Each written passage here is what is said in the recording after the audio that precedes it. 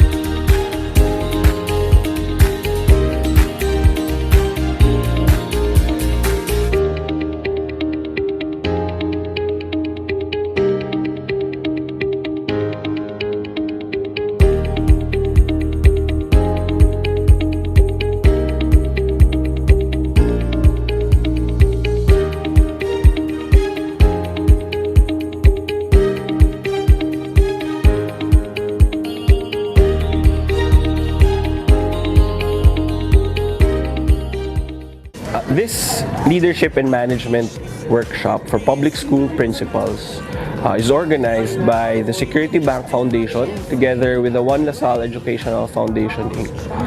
You cannot give what you do not have, so I think this training program for principals or school leaders will really be a great help to empower all academic leaders to ensure that we will have such positive impact to the instruction, especially to the students. To instill in our public school administrators the skills and capacities for them to manage not only the schools that they run, but also their colleagues in schools and the teachers that are under them, as well as the young people entrusted to their care. I was able to know the fundamental skills on how to become an effective principal, and at the same time I also did learn my strengths and weaknesses. I need to serve with love and especially respect. That is how a good leader can serve a better school. You know, becoming a leader is not easy. Being a principal, basically the responsibilities are really on you. This particular talk on leadership and management is something that will be a good point not to take off for the principals. It's a refreshing activity, a refreshing experience. They do not only learn new insights about leadership and management, but also they are given the opportunity to come together and find strength with the other principals who are going through the same experiences, the same challenges that they are having in their respective schools. I think that the participants are so blessed to be given an opportunity like this, and with that blessing comes the responsibility to share whatever they have experienced, whatever they have learned to other academic leaders, so that together they could move forward to give the best quality of education to the students entrusted to their care. I've learned a lot. As what Brother Ateneo has said, that it takes a leader who has a heart that will recognize his or her school, the real vision. And another thing is that they are reiterating about that you will touch the hearts and minds of the children. To all my fellow principals, may this training and learnings that we got from these 3 days will help us more and become knowledgeable of the topics that are given, and I hope that we can apply what we learned from this in our school. Sa mga tunay na nagpapatakbo ng ating mga paaralan at ng birokrasya, maraming salamat sa inyong patuloy na pagtataguyod ng ating mga pangarap para sa DepEd. Ang De La Salle Philippines ay patuloy na makikipag-ugnayan sa inyo. At kung kailangan nyo ng scholarship, ang Security Bank nasa likod ninyo, maraming pera sila. But at the end of the day, it's really not about connections, it's not even about money. It's about the heart that we give to education and the role that we play as leaders in our institutions. Maraming salamat. Magbuhay po kayo. Why have the usual when you can have the exceptional? Why be just one? Thank you, Security Bankers, for coming to the 2019 school painting activity here at Icebreaker Elementary School in Malolos City, Bulacan. When you can have the best, something bolder, something bigger. Don't wait forever. Today, we are all gathered here in Icebreaker Elementary School, where we are currently constructing our first 2-story 10-classroom building to engage you in a painting activity that will help provide conducive classrooms to the students of Malolos. Something bolder, something bigger. Don't wait forever. Yes, you deserve better. You deserve better. Let us therefore paint this classroom and color the future bright for the next generation. This is our way of telling them from our heart, you deserve better. The time is now, what are you waiting for? Something bolder, something bigger. Don't wait forever, a life that's brighter, a you that's happier. Something bolder, something bigger. Don't wait forever, yes, you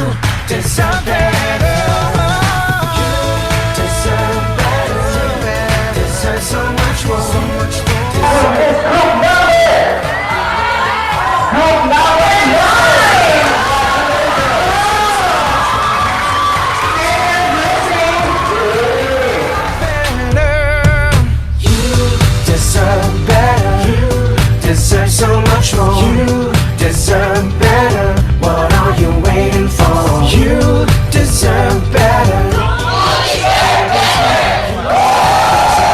Is now, what are you waiting for? Something bolder, something bigger. Don't wait forever. A life that's brighter.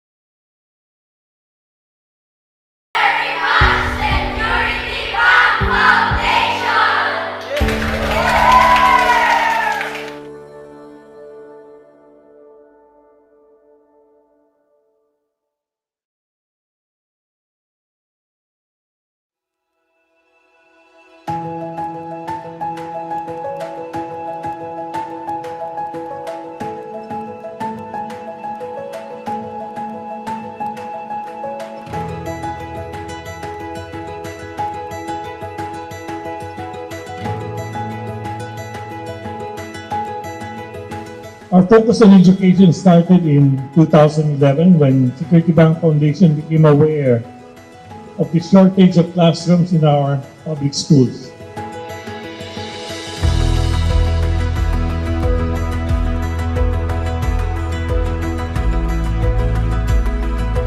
We would like also to take this opportunity to thank you for your generosity, sir, in providing a spacious classroom for our learners, and we shall repay this by doing our best in providing quality education and a better academic performance of our learners.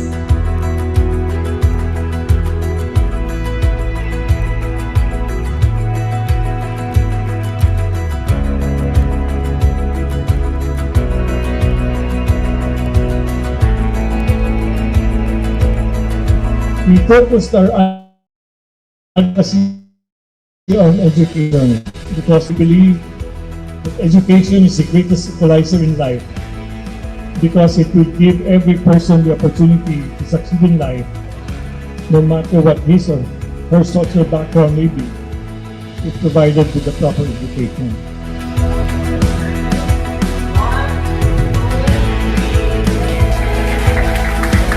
Security Bank Foundation is donating and formally turned over 2-story 4 classrooms each to the Ayusan Ora Elementary School, the Ilocos Sur National High School, and the Bigan Central School for a total of 12 classrooms. And we are very happy that through the years, hindi nagsawa ang Security Bank, natuloy rin po ang proyekto po ito, at matutulungan po talaga ang mga estudyante natin sa Ayusan Pawa Elementary School, sa Bigan Central School, at sa Ilocos Sur National High School. We are very lucky indeed because you are here with us, helping us, supporting us all throughout the way. Our school children can now have classrooms which are conducive to learning. Security Bank will help create a brighter tomorrow for the next generation of Filipinos through better education.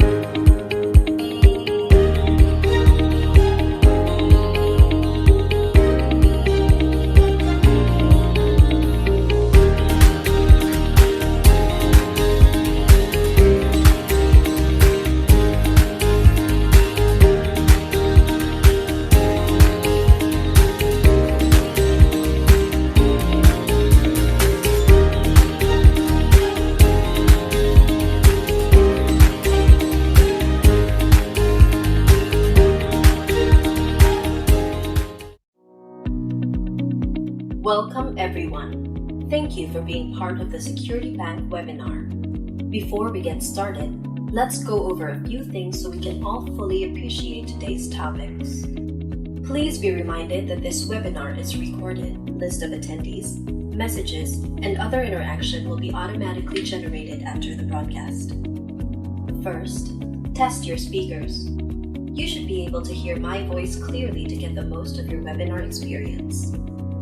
You can also check your screen now for interactive plugins we integrated to engage with you. This can be in a form of Q&A, polls, webinar chat, or even mini-games. To avoid distractions, please stay on mute if you are not presenting.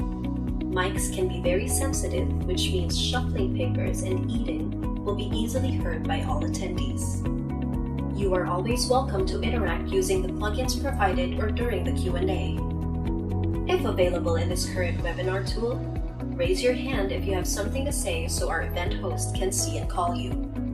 If you're a speaker, we recommend you wear a headset with a built-in microphone during your presentation to reduce background noise.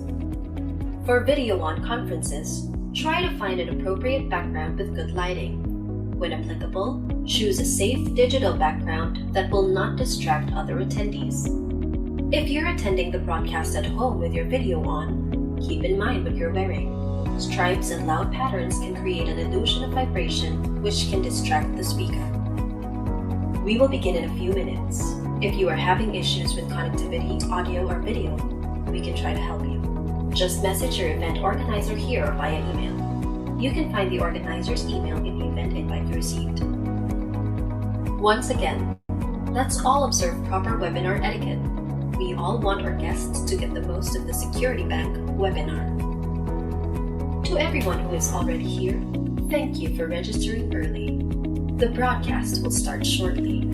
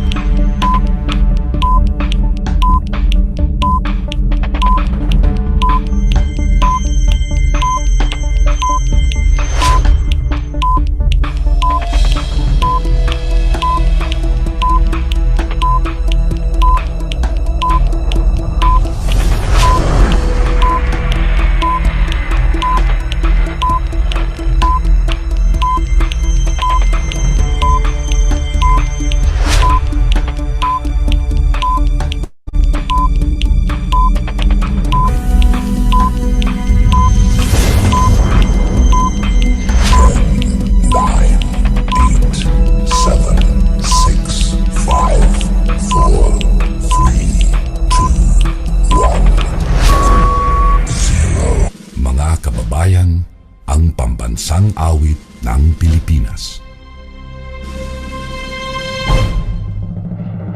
Kayang magiliw, tewas ng silanganan, alam ng puso, sa titik mo'y buhay. Lupang hinirang, kuya ka ng magiting, sa mandulupin, di ka pasisingil, sa nagatang tutok sa simoy at sa langit mo pagaw, ay hinatang tula, kawin sa pagkayang minamahal. Ang islang ng matawad mo'y tagumpay na nagtitingin, ang bituin at araw niya kailan ang hindi magtitingin. Luman ang araw ng walhagit pagsinta, buhay langit sa piling mo. Ang hindi kaya ng pagkay mga api, ang mamatay ng dahil sa'yo.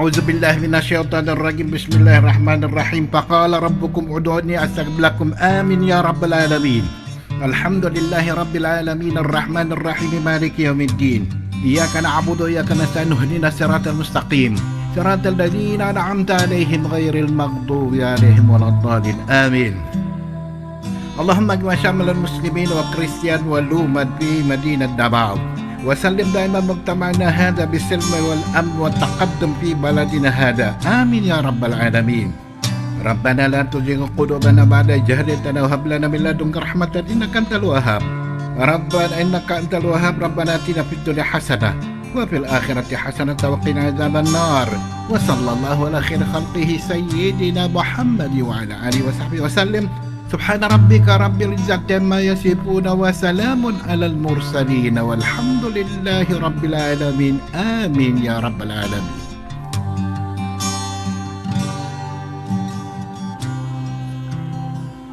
In the name of the Father, Son, and Holy Spirit. Amen. Our most gracious Heavenly Father, we come to you today to praise and worship you and give you thanks for all the things you continue to provide for ourselves and our families.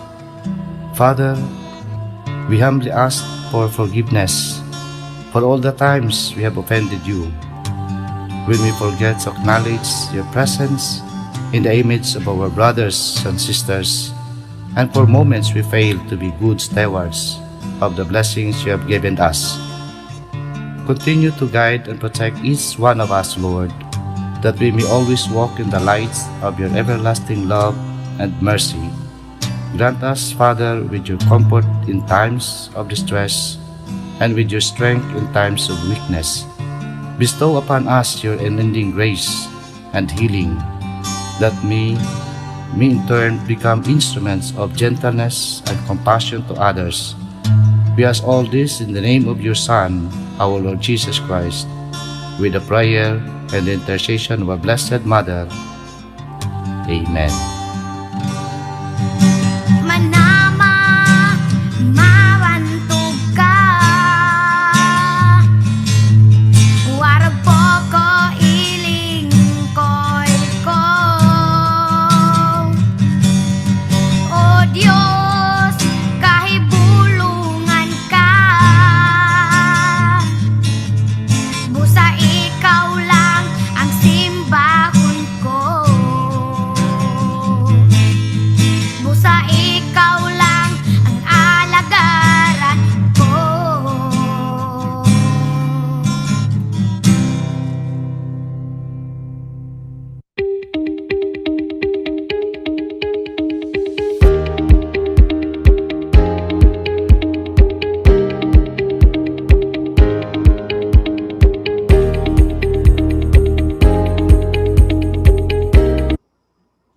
Good afternoon, everyone. Welcome.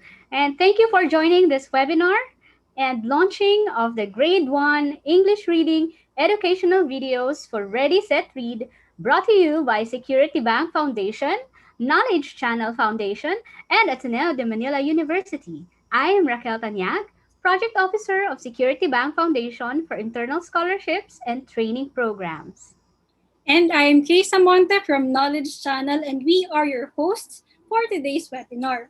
At kasama din natin ngayong hapon ang more than 1,200 participants all over the country sa ating Zoom webinar and YouTube Live.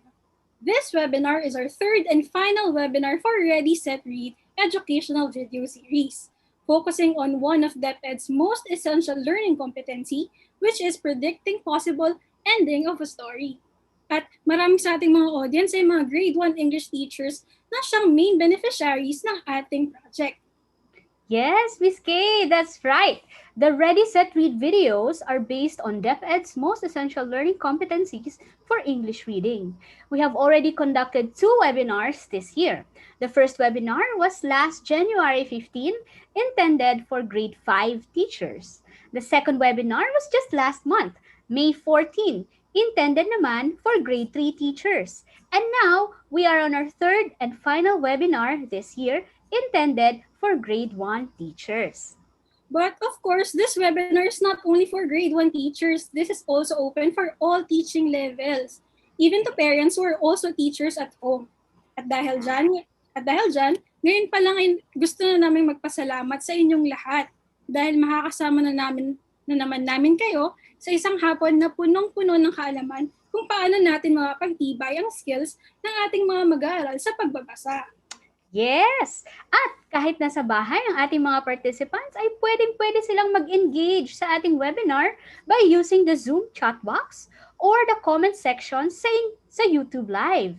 At gaya din ng nauna nating mga webinar ngayong hapon, meron pa din tayong papremyo na ipamimigay sa ating mga active participants ngayong hapon. Tama. But before we proceed, we'd also like to remind everyone na mag-download na ng Kahoot mobile app. Just search Kahoot sa Apple Store or sa inyong Google or Huawei Play Store. All right, so exciting, no?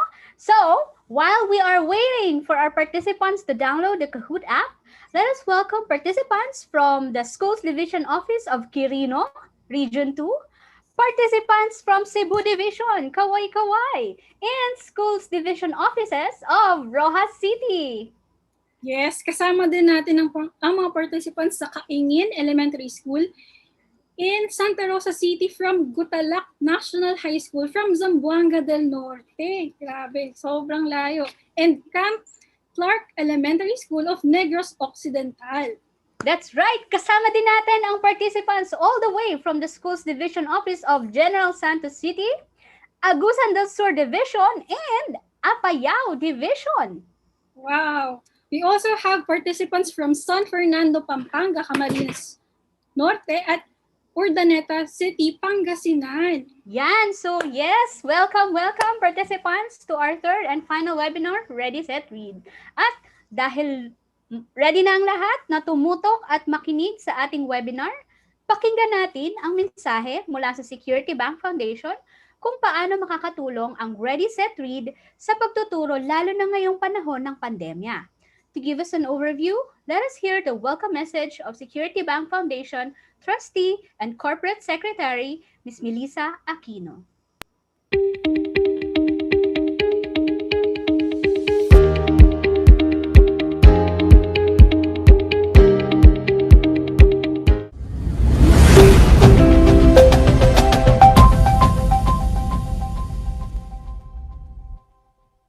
Partners from Ateneo de Manila University and Knowledge Channel Foundation, officers from the Department of Education, heads of public and private schools, teachers, parents, students, fellow security bankers, ladies and gentlemen, a very pleasant afternoon.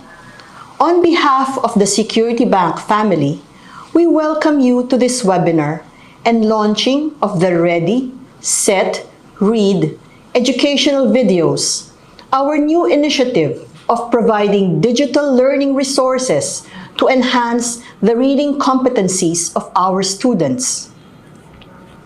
By way of background, Security Bank Foundation was established in 1993 to uplift the quality of life in communities where Security Bank has a presence through its education advocacy. We believe that education is the greatest equalizer in life, giving everyone the opportunity to succeed in life, no matter his social and economic background. We were guided by the wisdom of the proverb, "Give a man a fish and you feed him for a day. Teach him how to fish and you feed him for a lifetime." Our approach to our education advocacy is holistic. Security Bank Foundation provides funding for construction of classrooms compliant to DepEd standards, support of students via scholarship programs, training and support programs designed by Ateneo de Manila University and De La Salle, Philippines, and the program participation of various stakeholders, including the local government unit, the Department of Education, the communities, and even clients and bank employees via a volunteerism component. Since program inception, Security Bank Foundation has turned over 545 classrooms in 102 kindergarten, elementary, and high schools located in 55 cities and municipalities in Luzon, Visayas, and Mindanao. By the end of 2021, we expect to turn over 700 classrooms nationwide, a milestone to celebrate the bank's 70th anniversary this year. We started the training component in 2014 and have so far benefited close to 1,400 teachers in math, science, English, and Araling Panlipunan, in addition to 94 school principals trained on leadership and management. We continue to explore more opportunities to advance our advocacy. The challenges of 21st century education and this pandemic have inspired us to partner with Knowledge Channel and Ateneo to produce 20 videos on English reading competencies aligned with the Department of Education curriculum. We focused on English reading to address the findings of global student assessments that Filipino learners lag in reading comprehension versus their international peers. Today, we are launching our Ready, Set, Read videos which aim to enhance our learners' skill in reading. We appreciate your participation in this webinar to learn how these videos can serve as effective tools for teaching. We count on the support of the Department of Education and the schools present today in advising parents and students to watch the videos during the airing schedules, as well as asking their teachers to use the videos as standard learning delivery materials. We also look forward to teachers providing us documentation of students accessing the videos, as well as feedback through an online form to be made available at the Security Bank website. We will also reconnect with schools to monitor outcome indicators that will tell if we have been meeting our objective of improving the reading comprehension skills of our students. We still believe that more work needs to be done in advancing quality education. As long as Security Bank continues to do well, we shall continue pursuing our education advocacy. Through our efforts, we hope that Security Bank will help create a brighter tomorrow for the succeeding generation of Filipinos through better education. Thank you, and to God be the glory.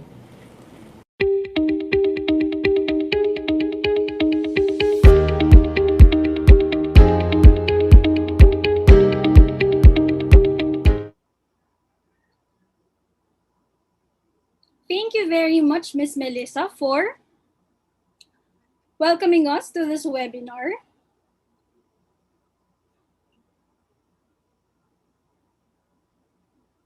And for introducing us to the many projects of Security Bank Foundation and for giving us a background of the Ready, Set, Read video series. Yes, we are also honored to have another partner in the academe for the Ready, Set, Read video series.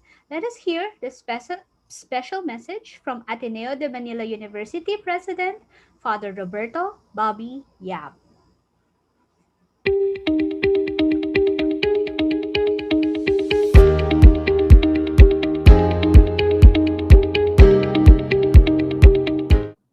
On behalf of Ateneo de Manila University, I welcome you all to this virtual teachers training workshop and the launch of the first set of the Ready, Set, Read English videos.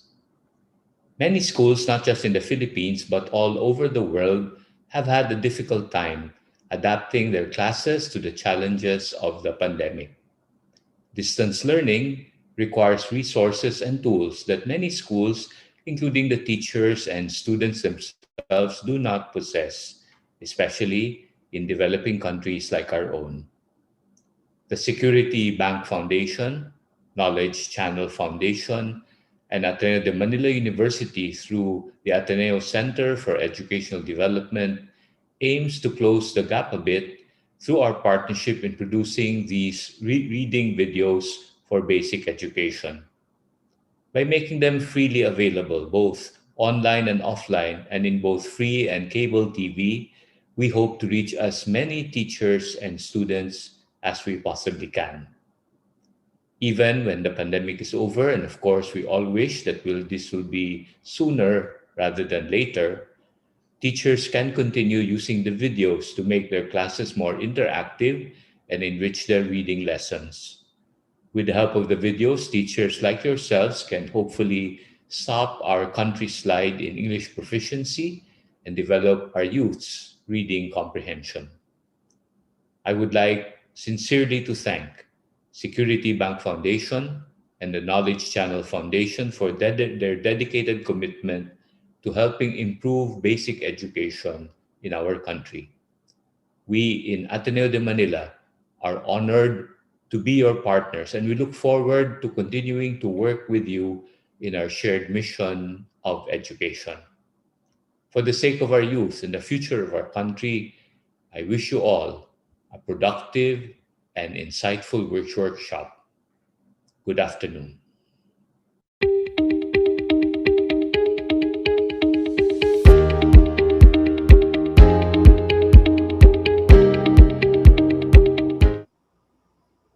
Thank you very much, Father Bobby Yap, for that inspiring message and for extending Ateneo's experience and expertise in advancing quality education. At isa rin sa ating makakasama ngayong hapon ay ang ating partner na 21 years nang nagbibigay suporta sa kalidad ng basic education sa ating bansa sa pamamagitan ng media at technology. To know more about Knowledge Channel, the first educational channel in the country, mga kaibigan, let us welcome Knowledge Channel Foundation President and Executive Director, Ms. Rina Lopez.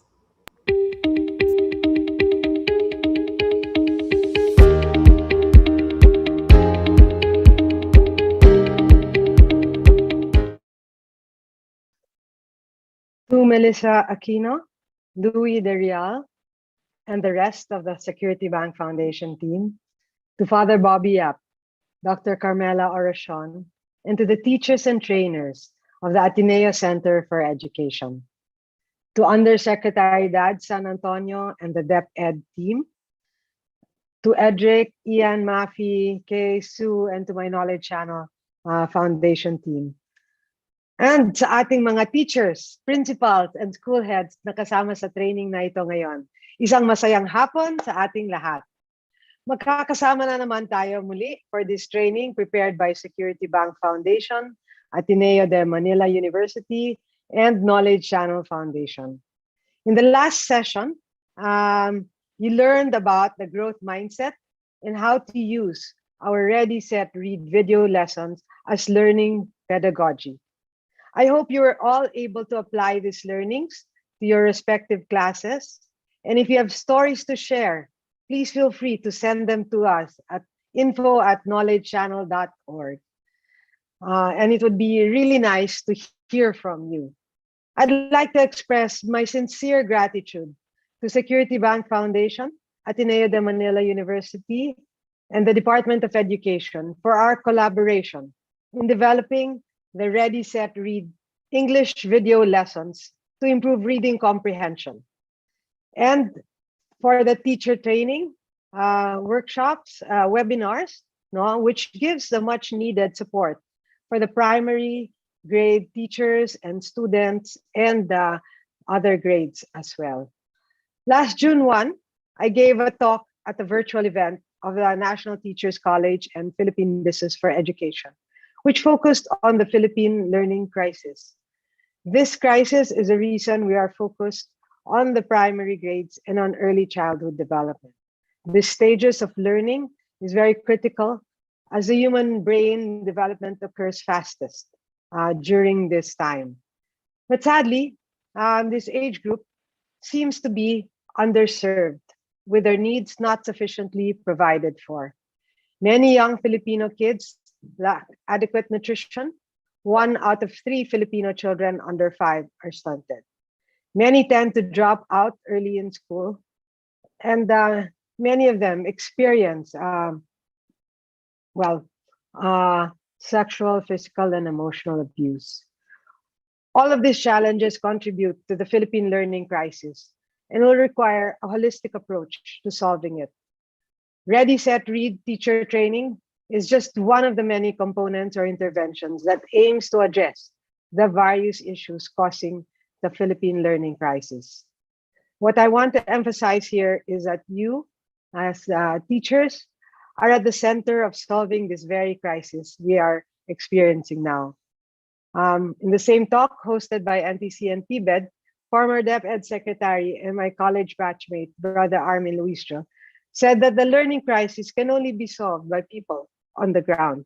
These are our principals and teachers like you who choose to participate in trainings like this and in other initiatives that will uplift the quality of learning of our children. Thank you so much for being here and all you do for our children and our country. Today, you will hear from Suzette Saavedra of KCFI, who will discuss teaching early literacy with video lessons. Claribel Luz Rivera and Stephanie Chua of Ateneo de Manila will teach you how to use educational videos as enhanced pedagogy in the new normal. Seth, our host of Ready, Set, Read, will also be dropping by to do a gamified learning check with all of you. So, abangan ninyo yung si Seth. At syempre, sina Suzette, Claribel, at saka si Stephanie.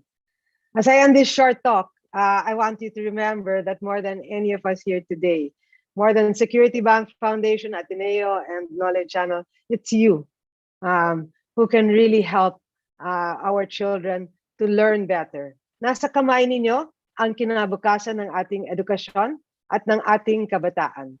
But remember that you are not alone. We are here with you to journey with you and help you along the way. Hindi kayo nag-iisa. So I wish you all the best. And as we say here in Knowledge Channel Foundation, ang sayang matuto ng bago. Thank you very much, Ms. Rina, for those inspiring words and for leading Knowledge Channel's efforts in improving and transforming the way Filipino kids learn today. Thank you, Ms. Rina. At katuwang ng Security Bank Foundation, Ateneo de Manila University at Knowledge Channel sa programang ito, ang Department of Education sa pagbuo ng curriculum-based video lessons para matiyak na akma ang mga ito at magagamit natin sa pagtuturo at pagkatuto ng mga mag-aaral. Narito po ang mensahe ng Undersecretary for Curriculum and Instruction, Mr. Diosdado Dads San Antonio.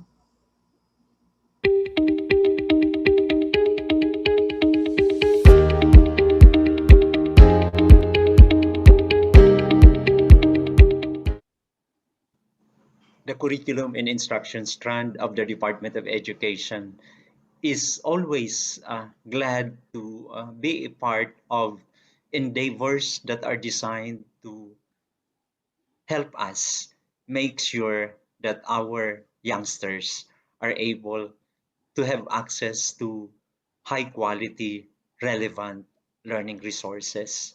This is the reason why we wish to congratulate and salute the Knowledge Channel Foundation, headed by Ms. Rina Lopez, the president, and of course with Edric and Ms.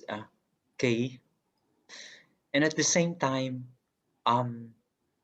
we also are thankful that the Security Bank Foundation, represented today by Madam Melissa Aquino, Trustee and Corporate Secretary of the said foundation, has collaborated with the Knowledge Channel Foundation, also with the Ateneo de Manila University President, Father Roberto Bobby Yap, SJ.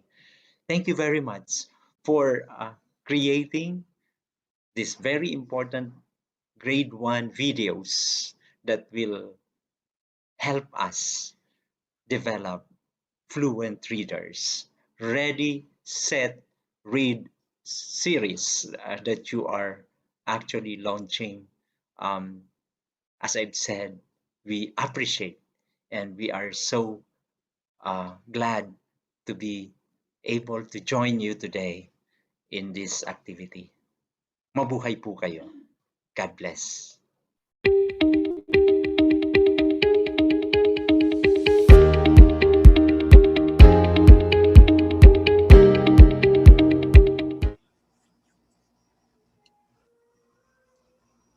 Maraming salamat, Yusek Dads. Maraming salamat, Yusek Dads, sa message niyo po. Nagpapasalamat din po kami sa Department of Education at sa mga regional at schools division offices. Sila yung tumulong sa atin para maimbita yung iba pang mga teachers ngayon sa ating webinar. Yes, thank you, Yusek Dads. At dahil narinig na natin ang mga mensahe mula sa Department of Education, Security Bank Foundation, Ateneo de Manila University at Knowledge Channel Foundation, talagang masasabi natin na ang Ready, Set, Read video series ay makakatulong sa ating mga teachers and students. That's right. I'm sure excited na rin ang lahat to know how they can maximize the videos as a tool for learning the English language. Pero before we move on to our speakers, meron kaming inihandang icebreaker. Tapos ito yung papa-energize sa atin. Ready na ba yung mga teachers natin? Yes! Exciting! Kaya naman, wag na nating patagalin pa and let's get warmed up. To explain kung ano ang mechanics ng ating icebreaker, let us invite on our virtual stage Miss Amy Di Coco from Ateneo de Manila University. Take it away, Miss Amy!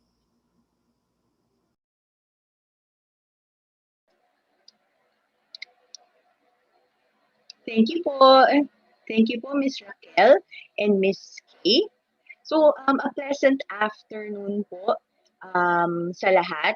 As introduced, my name is Amy Di Coco from the Ateneo Center for Educational Development, or ACE. So, I'm very excited to be here with all 1,000 plus participants. And also with our partners from Security Bank and Knowledge Channel. Now, I am sure that everyone is familiar with this game. Okay, so the game is...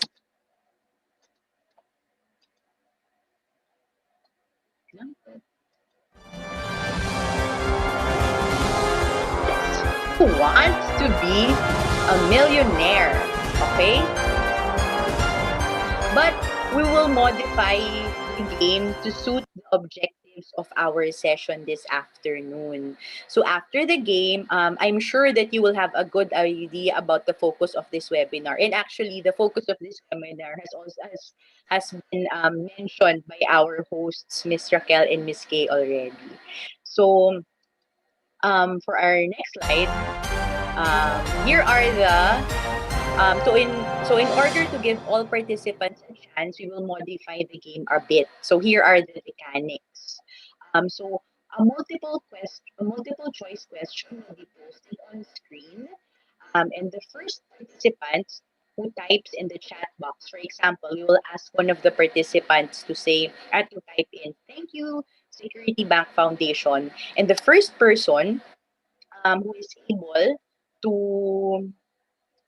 wait lang po. Who is able to type that phrase will be asked to unmute and to share his or her video and then answer the question. So he or she will be allowed to predict what will happen next. Answers may be expressed through his or her microphone. So you will have a few seconds of fame po in front of all our participants. Okay po? So, for the first question,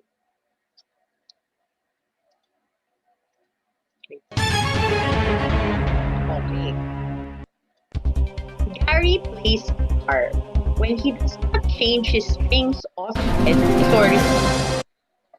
sorry po, lumabas na yung answer. His guitar goes out of tune. Kunwari po hindi natin nakita. This is a very fast. He has a concert at school tonight, but he forgot to change his old strings. So what will happen next? A, Gary's guitar will stay in tune. B, Gary's guitar will play perfectly. C, Gary's guitar will break.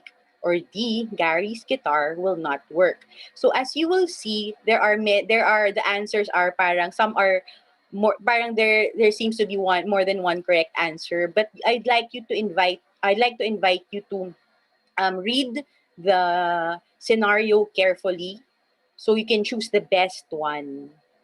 Ayan po. So, okay, at this point, for those who already have an idea about the correct answer, you can type in our phrase. It's thank you, Security Bank Foundation. So I will ask na lang po si Miss Raquel or si Miss Kay to monitor the chat box kung sino po ang participant who typed in first para we can unmute him or her and turn on his or her video po. Okay, sige. Okay, Sige po. participants, we will now begin. So type, thank you, Security Bank Foundation, Nana. Okay. Meron na, Miss Sige po. Ami. Sige, Miss So, we Raquel. have Hindi ko what? nakikita ang chat box eh. Kayo na lang po. Yan. Yes, so, ma'am. Myla Bergonia. Okay. Myla Si Bergonia. Mamayla Bergonia. Andyan po ba kayo, Ma'am Myla?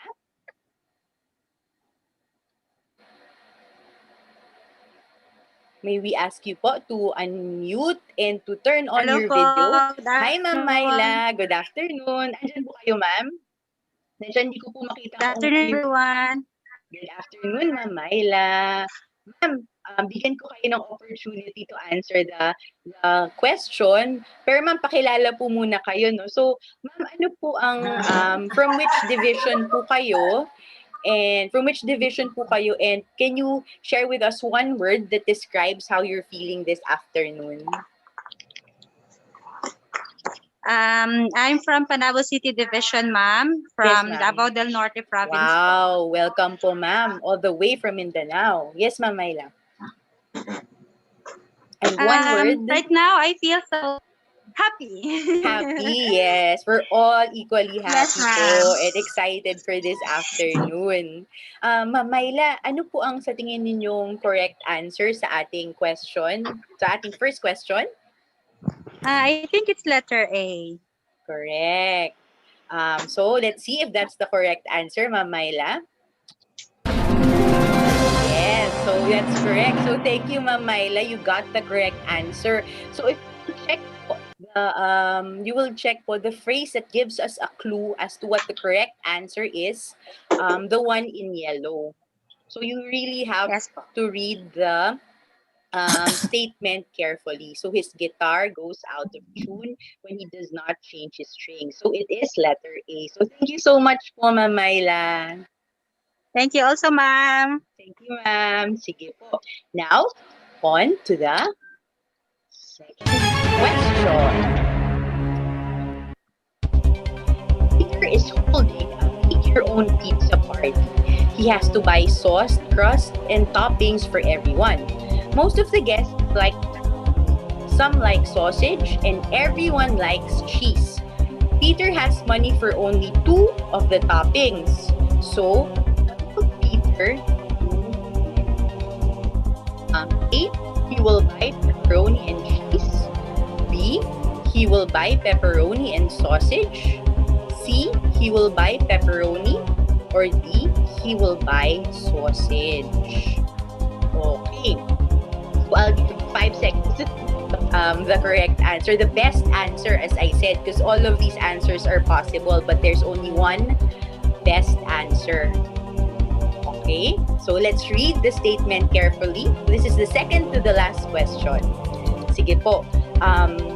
Miss Raquel and Miss Kay, hingi po ako ulit ng tulong. So, the first person who types in the phrase, "Thank you, Knowledge Channel," will be given a chance to answer this question.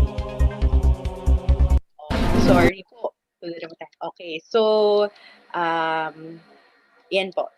So, hingi na lang po ako ng tulong pag-monitor ng chat box. Okay For this one, Miss Amy. Yes, Miss Kay. I think the first one to type in the phrase is Lurifel Torregosa. Okay, si Ma'am Lurifel. Ma'am Lurifel, may we ask you to unmute your microphone and also to turn on your video para makita po namin kayo?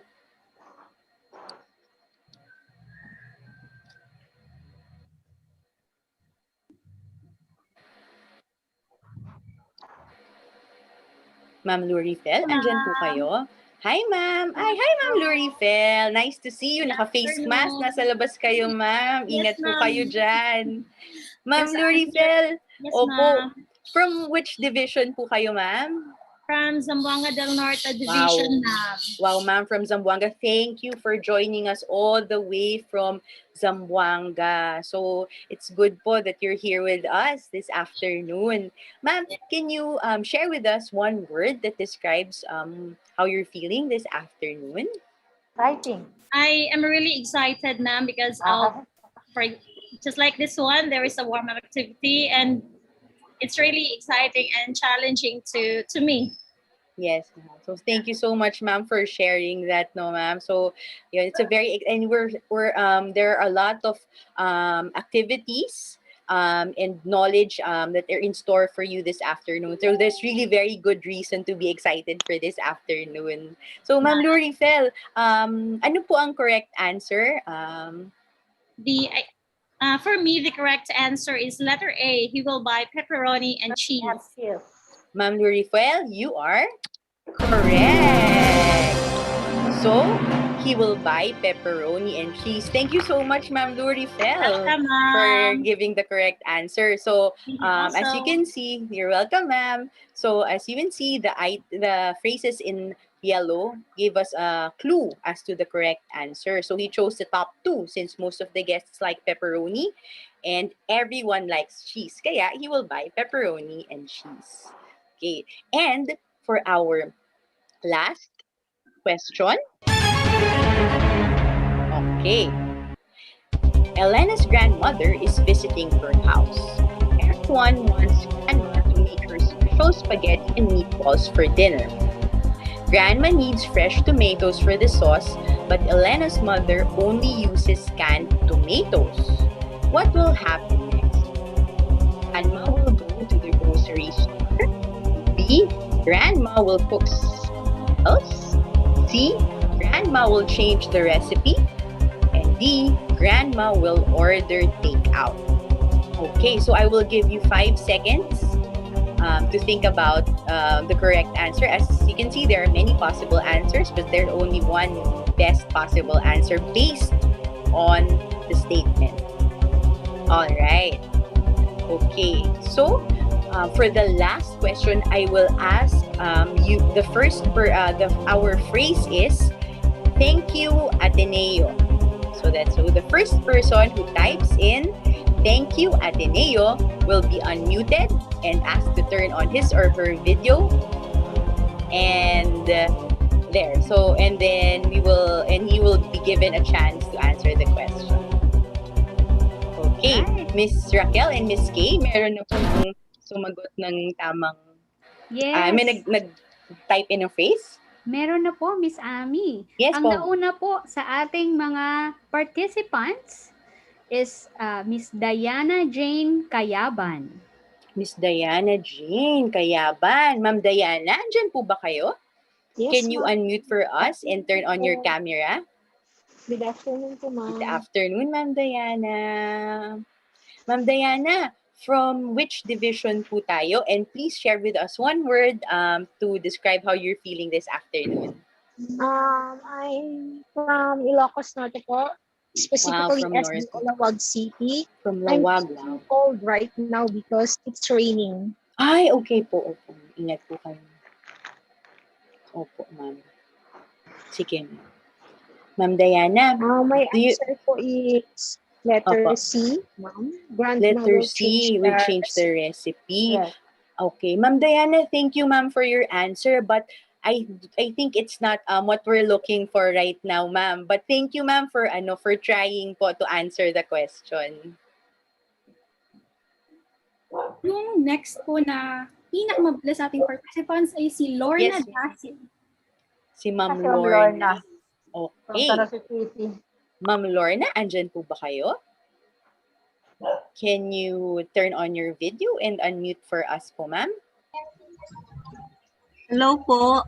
Hi, Ma'am Lorna. Good morning. Good afternoon Good po. afternoon, ma'am. Happening you first. Ma'am, from ano po? From which division po tayo? And San can you share with Jose us? City po.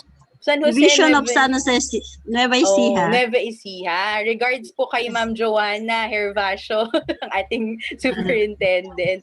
Makakarating po. Thank you, ma'am. Ma'am, ano po, one word to describe how you're feeling this afternoon? Happy po. Happy. And tama naman po kayo, ma'am. A lot of people feel very happy this afternoon because we're in for a very exciting afternoon. Ma'am Lorna, ano po sa tingin ninyo ang correct answer? Letter C po. Letter C, grandma will change the recipe.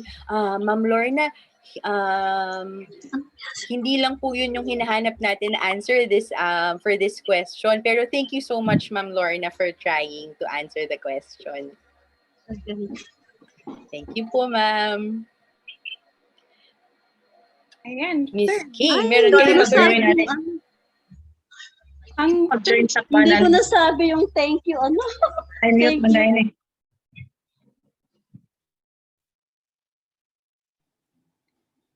Miss Amy, for the third time, ang pinakamabilis po nating participant ay si Diana Sarabilio.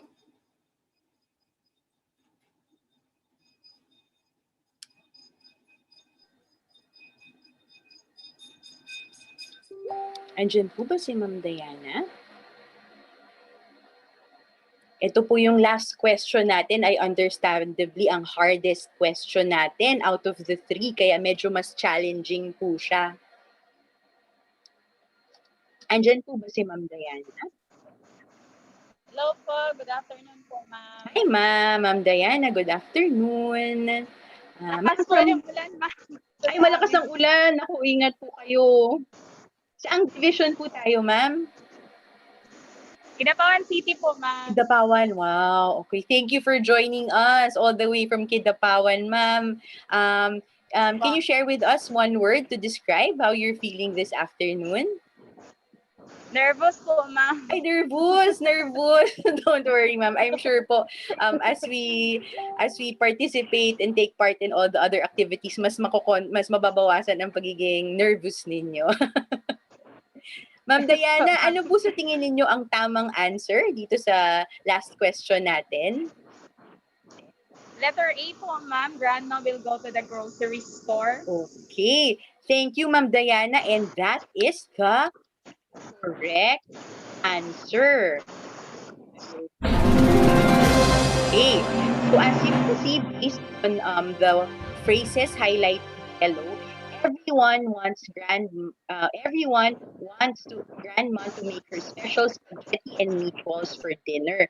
Kaya talagang based on that statement, grandma will go to the grocery store because that's what she wants everyone to do, because yan yung request ng kanyang family members. Ayan po.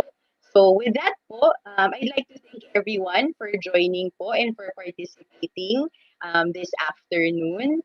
And thank you very much po for taking part in the Icebreaker. And I'm sure po we all share your happiness and your excitement for all that's in store for us this afternoon. So thank you, everyone. And back to you, Miss Raquel and Miss Kay. Thank you, Miss Ami. Yes, so exciting. Nahirapan din akong sagutin ang number 3 question na yan. So, ang saya ng activity natin, hindi ba? Thank you very much, everyone, for participating in our Icebreaker activity. Ayan, bilang energized na ang lahat, siguro ay handa na tayo para sa ating first webinar topic. Inaasahang makikinig ang lahat because our first speaker will be throwing questions mid-presentation. Ready na bang lahat? At saka, ilan sa mga tanong sa ating post-webinar evaluation ay manggagaling sa segment na ito. Kaya, please listen carefully. Yes, at para ibahagi sa atin ang domains of early literacy for beginning readers, Let us welcome Mrs. Seth Saavedra, Reading Consultant of Knowledge Channel Foundation.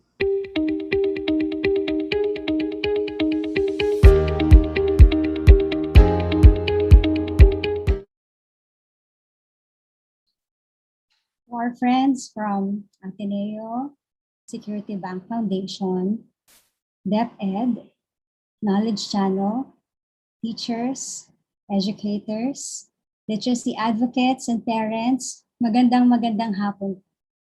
This afternoon, allow me to share with you the topic, teaching early literacy skills. This is going to be a brief review on the following. We will look into what is early literacy, the domains of early literacy, why teach with video lessons, and the overview on Ready, Set, Read. Once again, Ready, Set, Read is the reading program developed by Knowledge Channel in partnership with Security Bank Foundation, and it aims to teach children from K to 2 the early literacy skills. And this program went through a rigorous process of review, of study, so that we can give you a reading program that has all the domains of early literacy and will really teach our kids, not just to learn to read, but love to read and become interested in learning. And so let us begin with some sharing of our thoughts. Magkaroon po muna tayo ng konting muni-muni with these questions. What was your experience like when you were learning early literacy skills? Maybe some of us learned how to read and write with mothers or in the lap of our parents reading books to us at night. Maybe some of us learned how to read and write with our kindergarten teachers. Or maybe others learned with the help of multimedia materials like the TV shows at Iba Pa, Sineskwela, and the like. The other is, what is it like to teach beginning reading skills in the time of new normal? Friends, let's have 1 minute of thinking and let's pause for 1 minute. Please feel free to share your experiences, your responses on one of these two questions after that 1 minute of pause. That 1 minute begins now.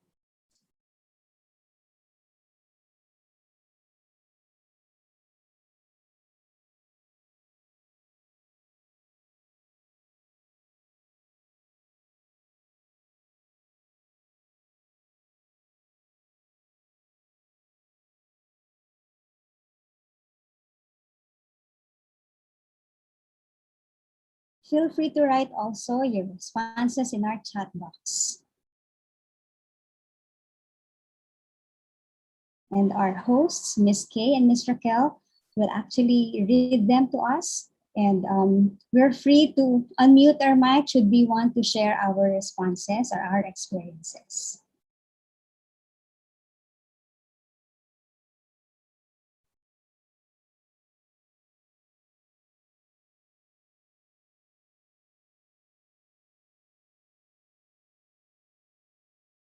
All right, I think 1 minute is over. Do we have any sharers from our audience, from our participants?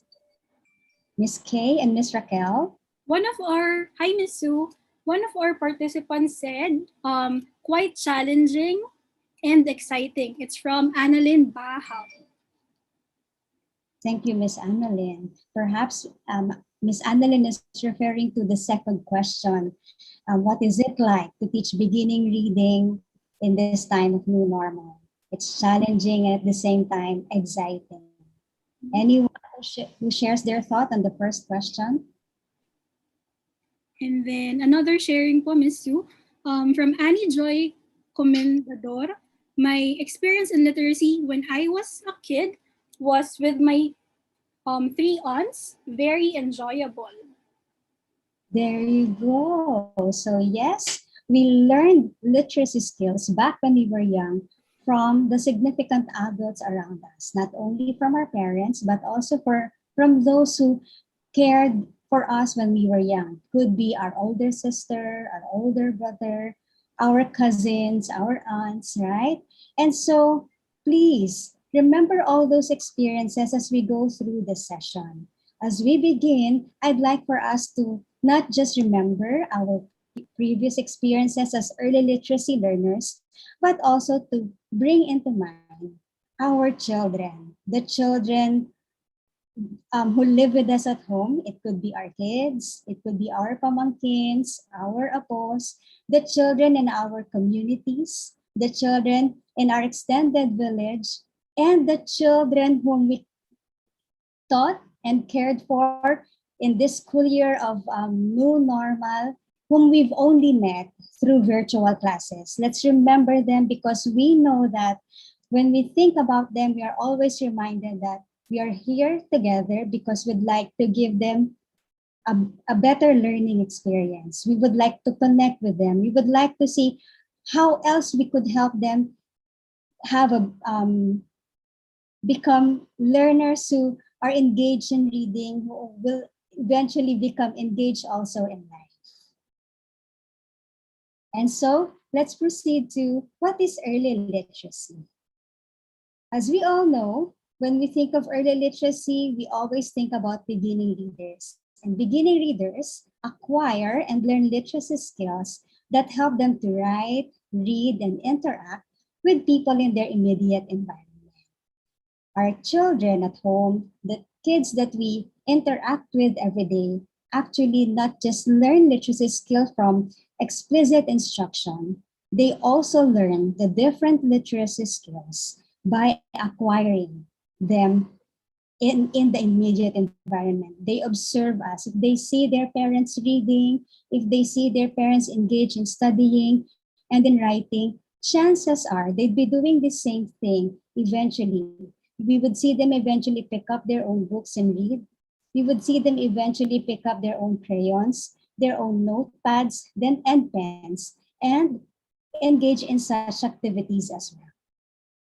And these early literacy skills are actually categorized into two. They could be print-related or language-related. Let me show you this table. And just so we be reminded, what are those print-related skills? These are skills composed of alphabet knowledge, phonics and word recognition, print awareness, written language, and text comprehension. These are those skills that have got to do with engaging in the symbols and the printed text. Language-related skills, on the other hand, is composed of these domains: the phonic, phonemic and phonological awareness, vocabulary, listening comprehension, oral language, and reading fluency.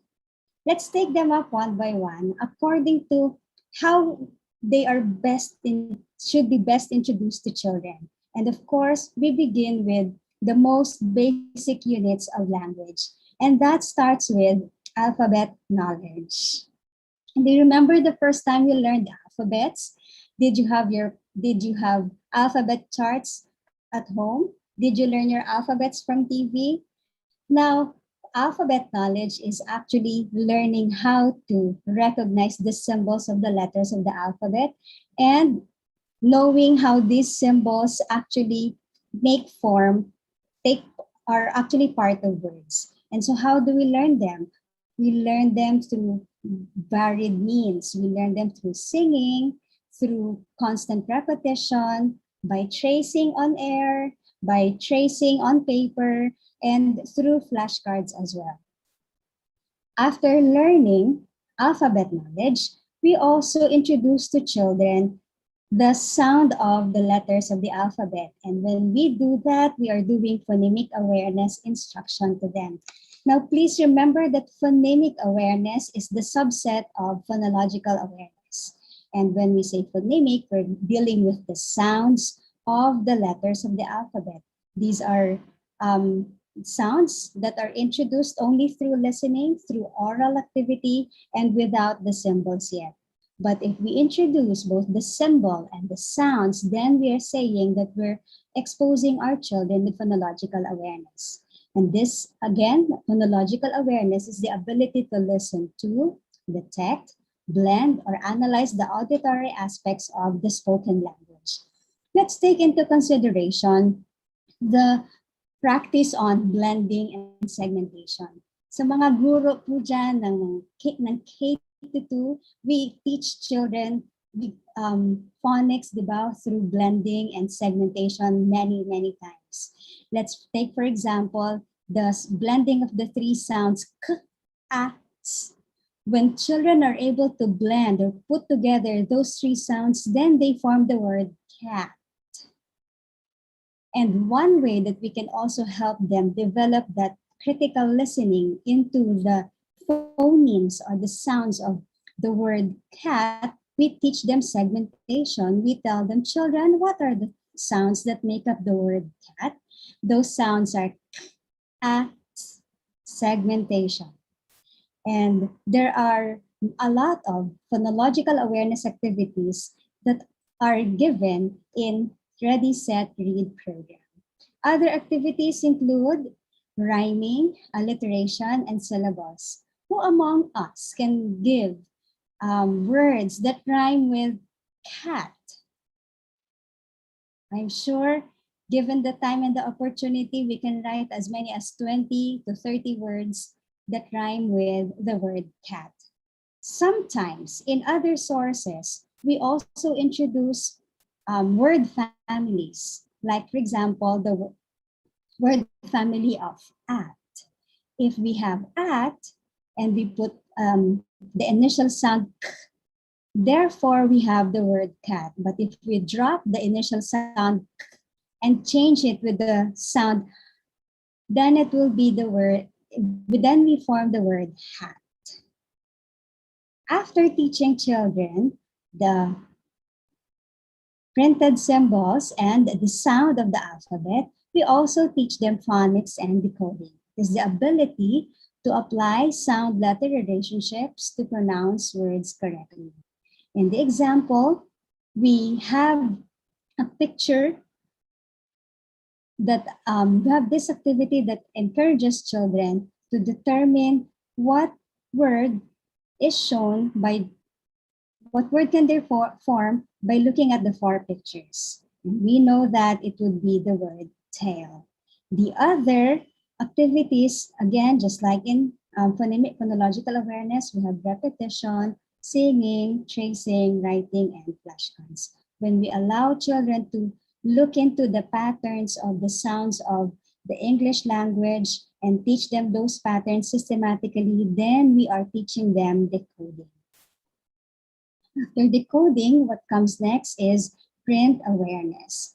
Print awareness is the child's ability to see the difference between words and letters. For example, in the title of the book, Ang Kamatis de Tales, we can ask them how many words are there in the title of this book. Another skill that is covered in another thing that is covered in print awareness is the knowledge about book, the cover, the author of the text, and the illustrator. So when we introduce to children that this is a book, this book is for reading, and this book has this cover, the title is Ang Kamatis na Teles, we also tell them who is the person behind the narrative and the person behind the illustration. Also, we teach the kids the directionality of print or reading. Remember that in reading, we start from left to right and top to bottom. And we also teach them the difference between a word and a sentence and a phrase. For example, in this picture with Kathy, which one is a sentence? When children are able to distinguish a word from a sentence, and a letter, then we're saying that they have print awareness already. What comes after is the development or the teaching of vocabulary skills among our children. And we all know already that vocabulary is the ability to associate meaning to words heard and read, then use them in oral and written communication. if we listen to how our children talk, if we listen to our to how they talk to us and how they converse with their peers, we would actually get an idea about the set of vocabulary that they have and that they have acquired and picked up from their immediate environment. And one way to help them develop their further develop and enrich their vocabulary skills is by teaching them certain words that cater to everyday experiences. Those are words in Tier 1 vocabulary. Tier 2 are words that are given in the different content areas. And Tier 3 are words that they learn from specific subjects like photosynthesis, biosphere, and others. When we tell children, when we try to develop children's vocabulary on certain skills, it's also important that we show them realities like this. What is this? And children these days know that this is a headset, not an earphone, right? Or a headphone. They also know that there are Bluetooth speakers or earphones already. Aside from teaching them vocabulary with realias, we also teach them vocabulary through pictures with labels, just like what you see in the second picture below. And then we also teach them by allowing them to use the words that they have learned in conversation, in sentences, and in phrases. How are you doing so far? Now we proceed to listening skills. And we know that listening skills is the ability to hear and understand spoken language. It actually is the precondition of reading comprehension. The lesson unit provided by Security Bank Foundation, Unit 26 of Ready, Set, Read, introduces the story of Kamatis Nipeles through an oral reading or read aloud of the story. The kids will be exposed to a good model of narration of the story. That's why we see here in the picture one of the events that took place in the story. And they one research expert, one literacy expert suggests that one way to check children's listening skill is through retelling. After nilang mapakinggan ang kwento, we can ask them, what is the story all about? Can you tell me? So it's retelling. Can you tell me what the story is about? If our kids are able to retell the stories with the main characters in there and the main plot in the story using their own words, then we say that they have good listening skills. Again, that is through retelling. And of course, other ways that we could help children develop listening skills is by letting them listen to stories, to songs, rhymes, and dialogues. When they have such exposure to different materials, good materials, then those words, those phrases and expression and narratives that they listen to will eventually become part of their word bank, of their vocabulary, and of their literacy learning as well. After listening, as we said, listening is the precondition of reading comprehension.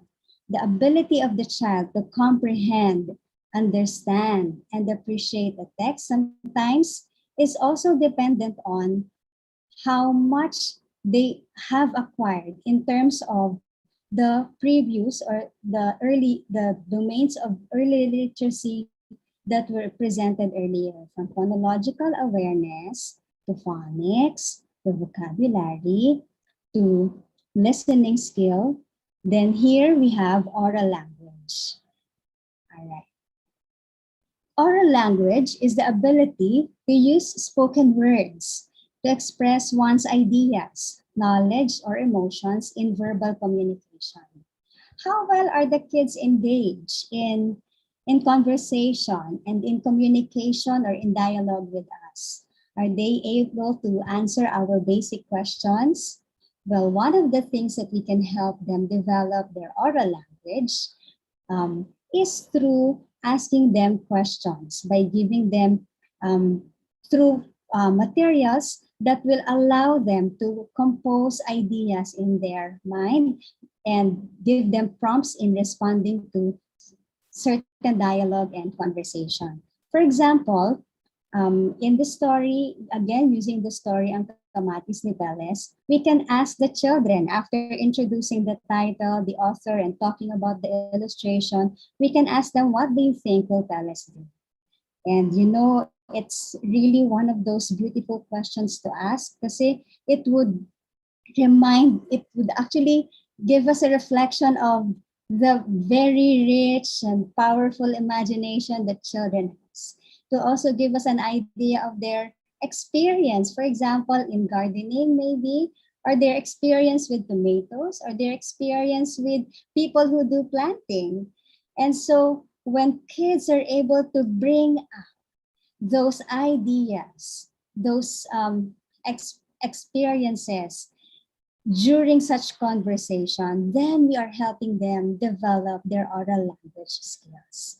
We might be surprised. There might be children who can actually teach us how to plant. There might be children who can, talk about how their parents are doing a lot of gardening in the morning, or how their parents actually benefit from the crops that they have in their garden at home. And so, friends, let's remember about developing children's oral language by asking them meaningful and purposeful questions. And let's put all those questions in context. Let's put all those questions let's frame all those questions in such a way that they are targeted towards tapping on their schema and prior knowledge and helping them bring out their experience with them as they talk. Next to oral language would be reading fluency. This refers to the child's ability to automatically recognize words, read with proper pacing, intonation, and prosody. This is where we tell our children that when they read aloud stories, they don't have to read fast, because fluency is not so much about being able to read fast. It's not so much about being able to read aloud as well. Rather, it's about having the proper pacing, and it's about taking note of the punctuation in the text so that they can bring out the emotion and the expression that the text conveys. And so, how do we develop fluency amongst our kids? It can be done in different strategies. The first one is read to. Read to is simply reading aloud to children. Have you experienced reading stories to your kids at night before they sleep?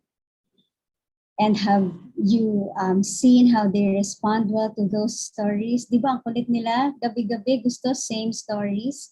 And then eventually they'd stop and say, Mama, let's read together. Let's read with. And so we assign, okay, anak, I will read this part for you, and then you read this part for me. And again, if you repeat that experience with them, eventually you can read along with them. Read along is something that Ready, Set, Read offers, because we have lessons where words in the stories are read by the narrator, but there's a dot, somewhat like in the song, in video, okay, that students can follow, so that while the story is being read, the children who are watching the story or listening to the story can read along with the narrator or the teacher. And the best part about reading fluency is read by. Read by is when a child can read the story to us, read by the child. And one of the things that we'd like to see eventually is for our kids to read stories to us later on. And once they've gone through several days and nights and months of reading with us, reading along with us, we can expect that they'd be reading fluently as well. So how do we know if kids are reading fluently? It is when they are not reading the words choppily. It is when they're able to put correct expression and read the text with correct group or phrasing of the text. That's also when they're reading just like doing a natural talk or conversation to the audience. When all of these things put together, from phonological awareness to vocabulary development, oral language, and writing skills, then we say that children are more empowered and equipped in the goal of reading instruction, which is reading comprehension. Reading comprehension is the ability of the child to decode, understand, or interpret the text read and make meaningful connection with it using their schema and context. So we know a lot of things about comprehension already. We say that children's comprehension can be developed through asking them different questions, asking them questions that cater to HOTS, higher order thinking skills, or questions that are designed after Bloom's taxonomy from remember, understand, apply, analyze, and evaluate. We also say that children learn comprehension skills in the classroom if we teach those skills through explicit instruction, right? And one of those reading strategies that we often teach children is predicting outcomes, or in this case, in the picture we see predicting what happens next. And children would actually give us responses on what will happen next, depending on their schema, depending on their context. One child might say, oh, he's gonna fall, his bones will be broken. Or another child will say, teacher, there's going to be there are going to be people below that will catch him. So even though he falls, he will not get broken bones, or he will not be hurt, right? And again, comprehension is one of the things that we really would like for children to achieve as early as they are in kindergarten, so that they are more prepared for more complex comprehension activities when they move to early grades. We start with picture comprehension, sentence comprehension, short passage comprehension, and then comprehension of text with different structures like comparing and contrast text that deals with characterization, text with complex narrative, and a lot more. And yes, one of the things that we do to help our kids develop their comprehension is also with the use of graphic organizers. Our kids love doing character maps. Our kids love working on story elements. Our kids like doing that fishbone for let's say, for example, for characterizing and more. So, speaking of different graphic organizers, I'd like to transition to the next one, which is writing. When children are able to put into writing the things that they learned from the text, then we are training them to write purposely. Then we're training them to write their ideas for a certain goal. And the most popular materials that teachers use in developing the kids' writing skills in the early grades, again, are the different graphic organizers. There are graphic organizers that we use to teach them summarization, that we use to teach them characterization, compare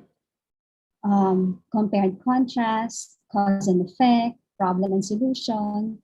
And you know, it's really nice when we have all those graphic organizers in big charts that can be reusable, and we allow the kids to come together in small group and do that and work with each other, because one way that children acquire and learn these literacy skills is also by learning with peers through collaborative activities, through collaborative writing activities, and the interaction that happens when they're doing all these collaborative activities would tell us how well they're developing and how they're acquiring and learning oral language, expressions, and sentences maybe from their peers. And aside from allowing children to interact with text with graphic organizers, we also teach them writing skills with controlled writing activities and with writing prompts.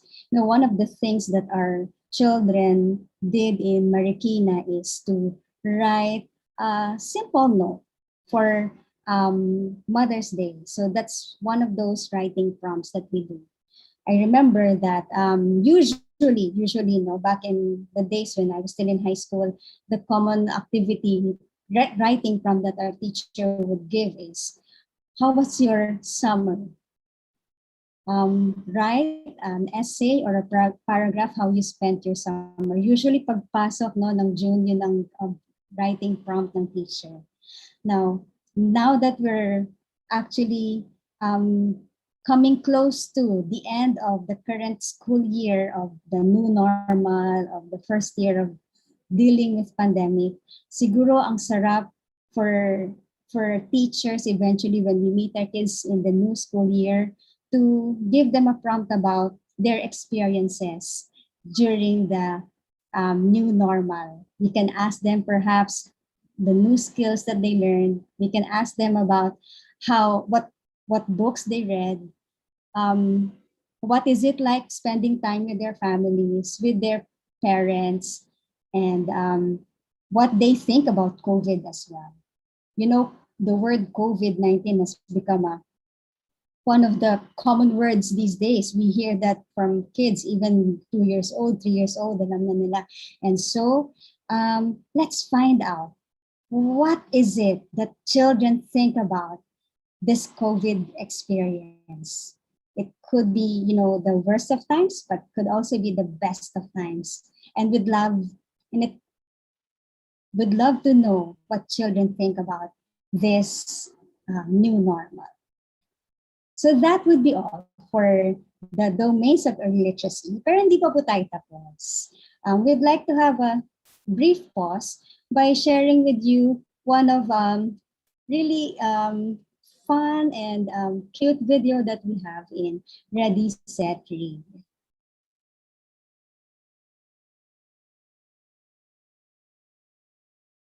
We could also take this time as opportunity for a bathroom break or a water break.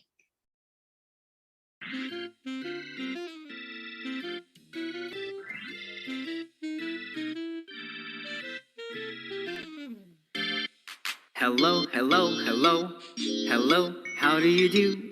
I'm glad to be with you, and you, and you, and you. Tra la la la la la la la la la, tra la la la la la la la la, tra la la la la la la la la la, tra la la la la la la la la. Hello, hello, hello, hello, how do you do? I'm glad to be with you, and you, and you, and you. Tra la la la la la la la la, tra la la la la la la la la, tra la la la la la la la la, tra la la la la la la la la.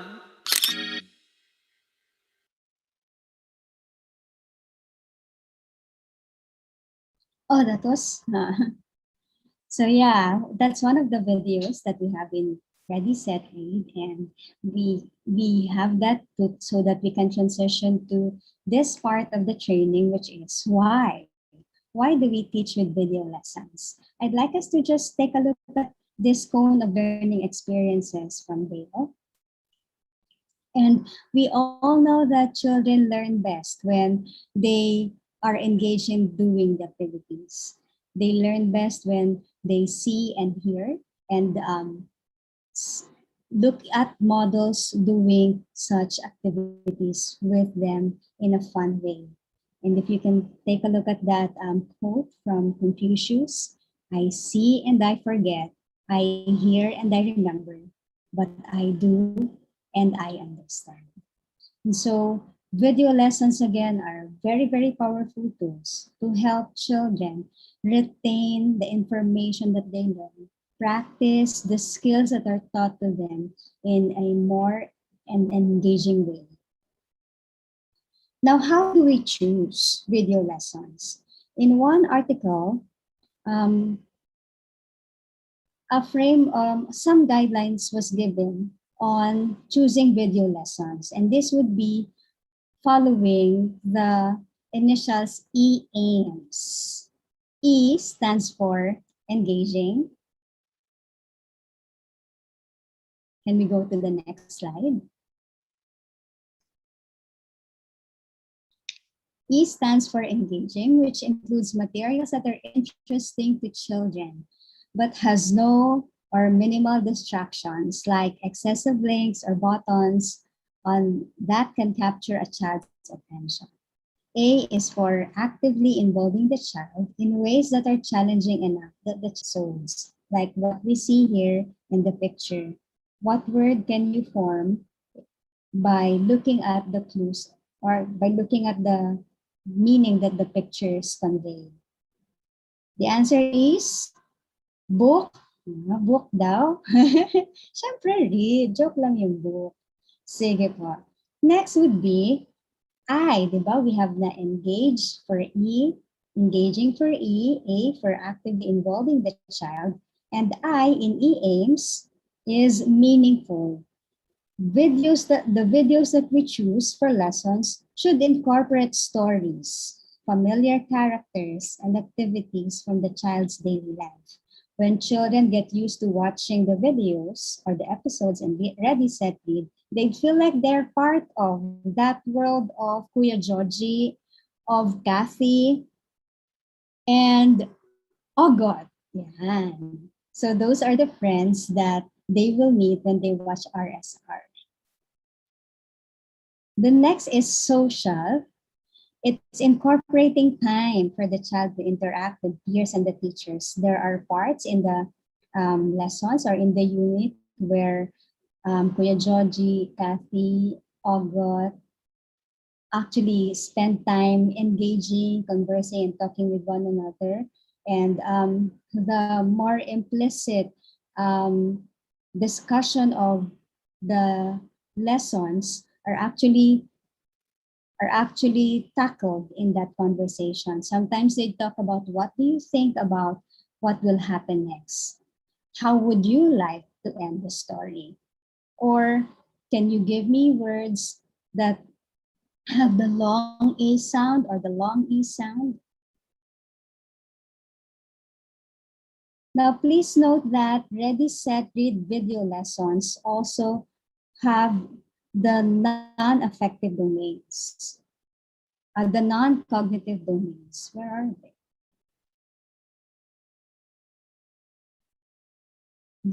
The video lessons teach essential values like love, respect, camaraderie, patience, obedience. In the story, Kamatis ni Pales, the children are actually being taught the value of patience. In the story, Sampung Magkakaibigan, there are a lot of values that are embedded as they come to know the main character. They will learn about acceptance, about not bullying others, about queuing in the line, and others. Now, Ready, Set, Read video lessons also promote love for books and reading and appreciation for literature and interest in learning. They also show examples of the use of literacy skills across different content areas.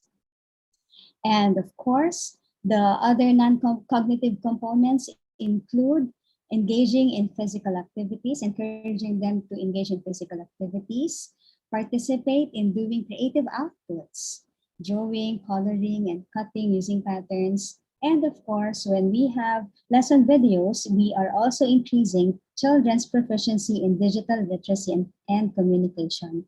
This particular sketch that we see here is the sample sketch by one of the characters in Ready, Set, Read. who's trying to give an alternate ending to the story. That would be all for my part, which is developing early literacy skills to our students. Please feel free to share, type in your questions in the chat box. We now proceed to Q&A. Miss Raquel and Miss Kay, take it away, please.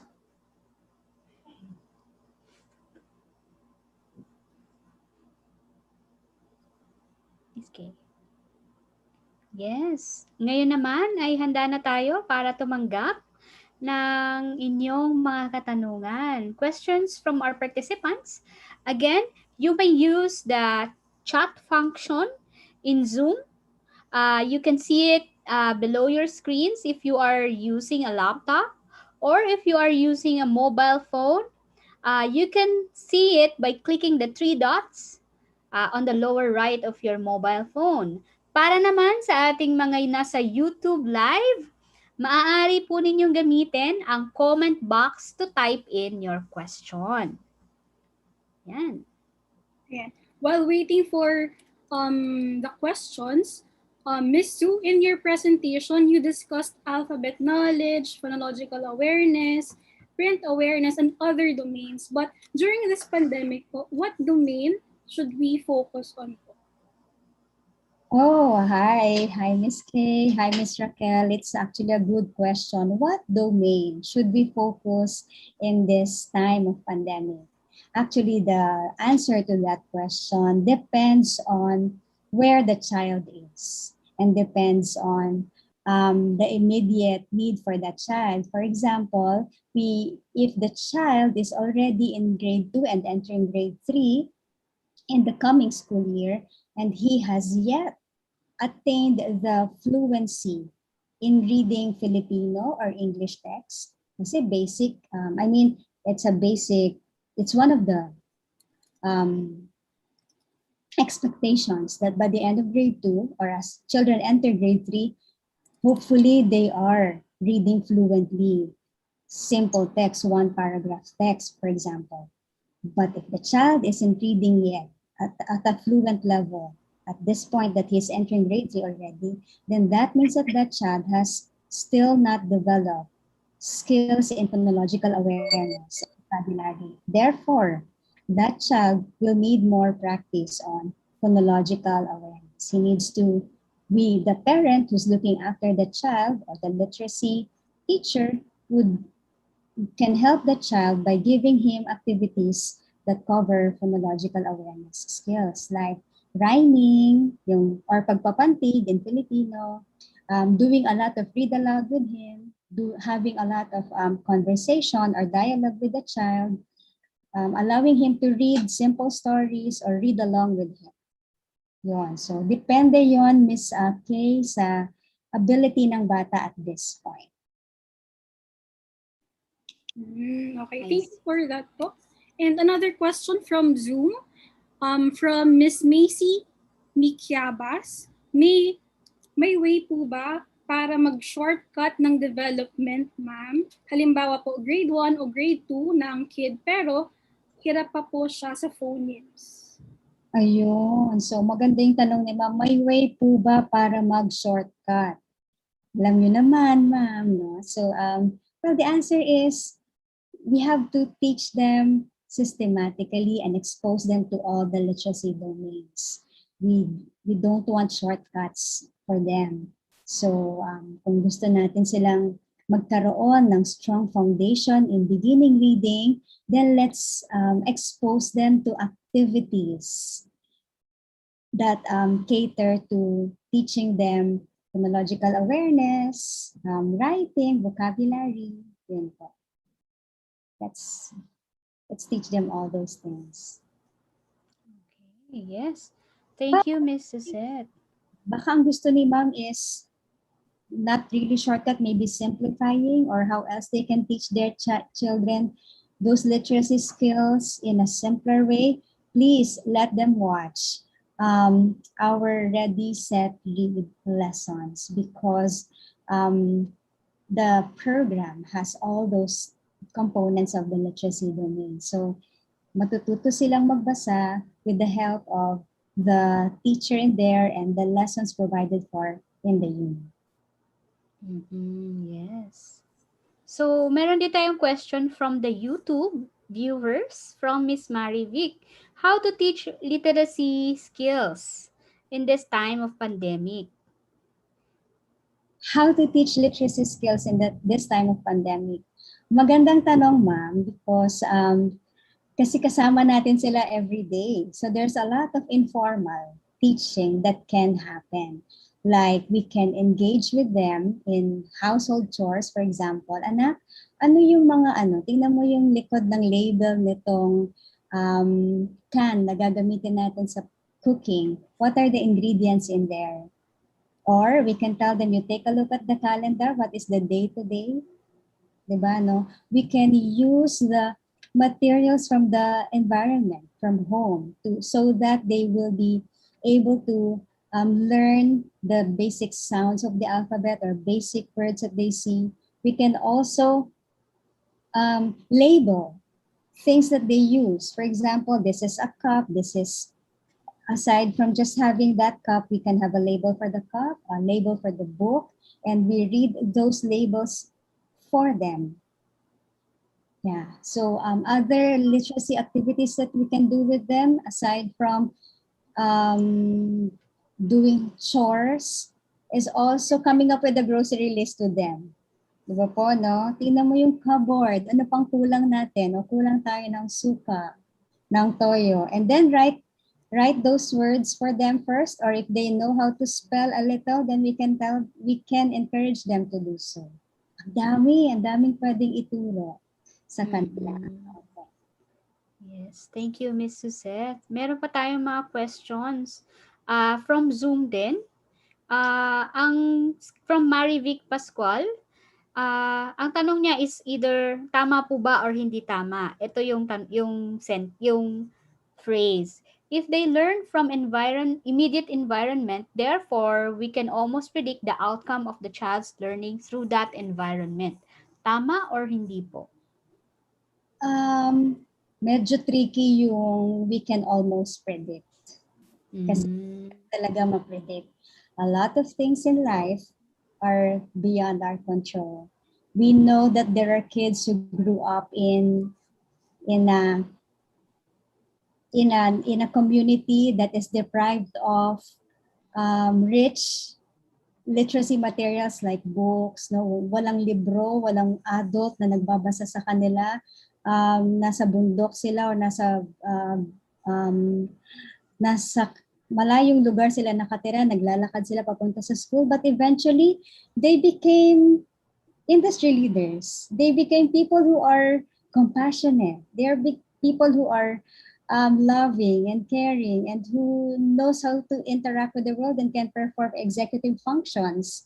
And so I'd rather not go to predicting what will happen to them. But yes, where they grew up is an indicator of what could be in the future.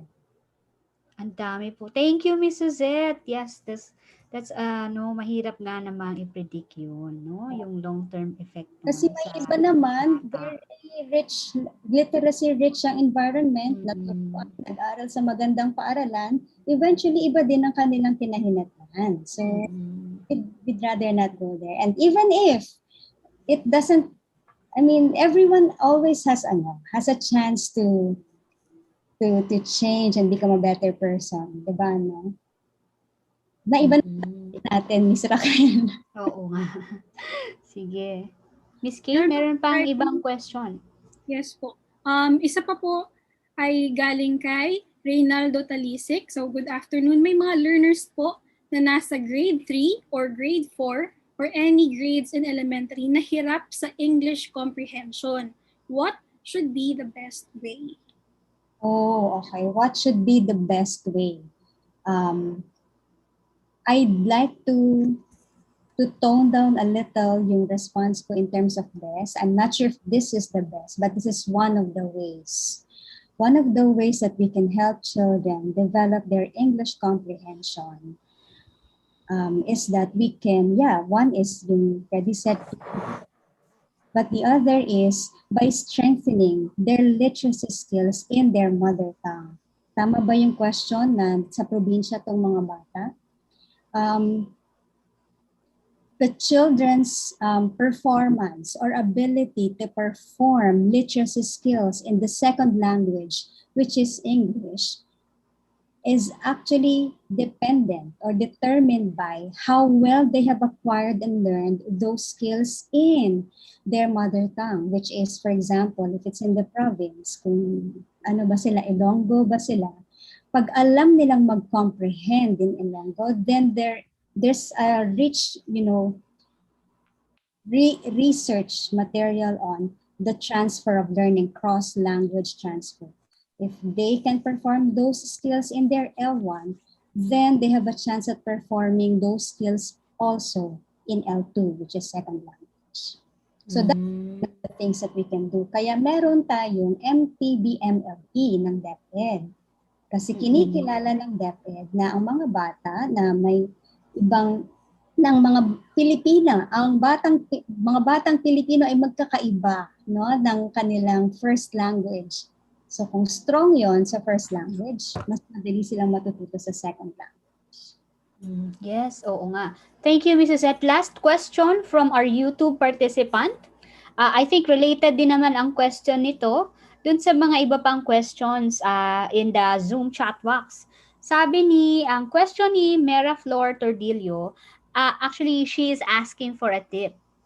Any suggestion for the non-readers? How can we make them learn how to read when we can't meet them face-to-face? Meron pa ditong comment na marunong ang bata mag-sing ng ABC, but they really don't know the alphabet. So how can we, how can we teach them when we can't meet face-to-face? Okay. Mga suggestions po. Suggestions. So, kasi nga, ang challenge is yung face-to-face, no? And we know, kung experienced educator na tayo, the best visual aid will always be the teacher.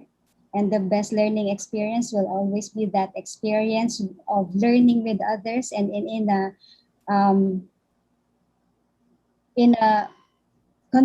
environment that is conducive for learning. So, ngayong pandemic, paano sila tuturuan magbasa? In many ways, we can let them we can read to them. Kung hindi natin sila kasama, gamitin natin yung different platforms, Gmeet or Zoom. Let's read to them. Let's have those phonological awareness activities with them through virtual practice or virtual session. And then, kung hindi pa niya alam ang letters, pero alam niyang kantahin, that's actually a good start. Kasi he already is, or that child is already familiar to the basic unit of the language. That language is made up of letters. Ang kailangan na lang is for them to associate the letter A to the symbol. So, ang isang way po na pwedeng gawin ay magsimula sa pangalan ng bata. Ang pangalan ng bata ay K. Sabihin natin, anak, K ang pangalan mo. This is the alphabet chart. Make sure po may alphabet chart, may flashcard, okay? K. Ang K ay nagsisimula sa letter K. Sa chart na ito yung letter K. And ang letter K ay merong mama K, may baby K. So, dalawa po yun. Tapos, aside from that, we can also have labels. I-label natin yung mga gamit ni K sa bahay. Meron siyang bag. Lagyan niyo po ng pangalan na K. Meron ba siyang sapatos? Di kasi nila nagagamit. Labelan na lang natin. Mga libro niya, lagyan na rin na po natin ng pangalan. Kasi that's how things are in their classroom. Gamit nila, may mga label. Kaya po sinasabi ng teachers, di ba po, kasama sa reminders, lagyan ng label yung mga gamit ng inyong mga anak. Aside from that, pwede din pong sa bahay, gawin nating print-rich ang environment. Kung ano yung word na natutunan ngayong araw. For example, I learned about the word hope. Sulat natin yan. Let's have a wall of vocabulary words for every day. Or kung K ang letter for the day, lahat ng words na alam ni K that starts with K. Let's lagay natin sa wall. So let's have a vocabulary wall. Wow, magandang suggestion po, no? Teachers, have you taken note of those? Ang gaganda ng suggestion ni Miss Suzette. So, since that's our last question, meron pa po ba kayong gustong i-add, Miss Suzette? Wala na po, ma'am. It's Alright. a great opportunity for them na sama kayo ngayong hapon. Yes, thank you, Miss Suzette, sa pag-answer ng question ng ating mga participants. And thank you din, participants, for typing in your questions. Yan. So kung meron pang mga gustong humabol, just type in your questions in the chat box or the comment section. At baka later ay balikan natin ang inyong mga questions. Okay, thank you very much, Miss Sue, for answering the questions. And then, now is the time to move on. At syempre, hindi mawala yung host ng ating Ready, Set, Read. Okay? So, balita ko kasi may pinipare siyang game for us gamit ang Kahoot mobile app. Yes. Did everyone download the app already? So, balita ko sa game na ito, yung top 3 winners will be receiving a prize. So, thumbs up nga kung na-download na yung app. Okay. So now, let us now call on the face of Ready, Set, Read, Mr. Seth Dongka.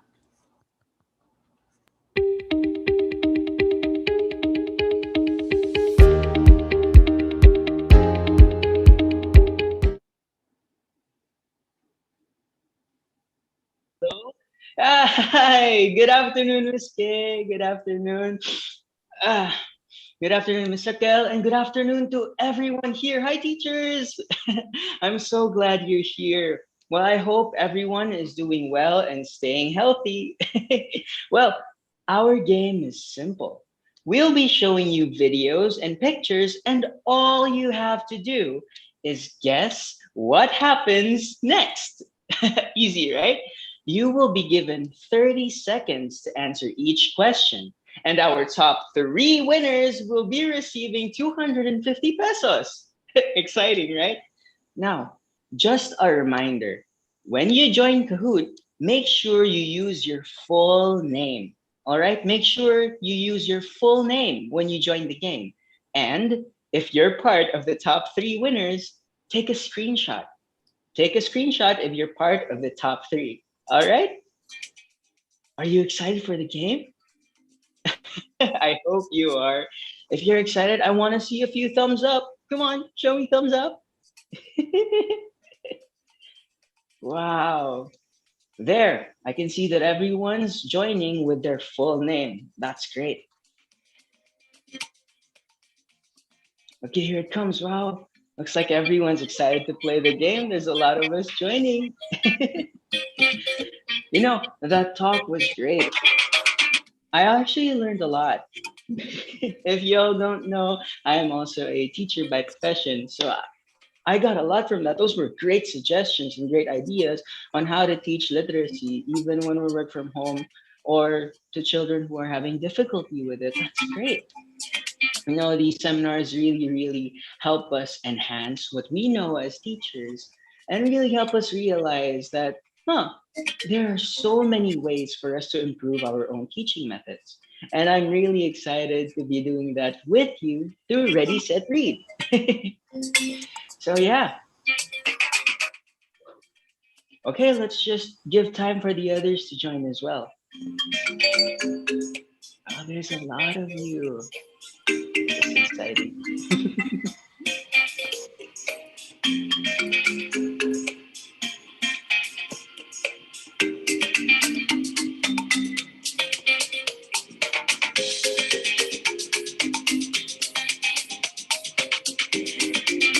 While we're waiting, just a reminder for those who haven't joined yet, make sure you use your full name when you enter the room. And if you're part of the top 3 winners, take a screenshot. You'll be getting 250 pesos.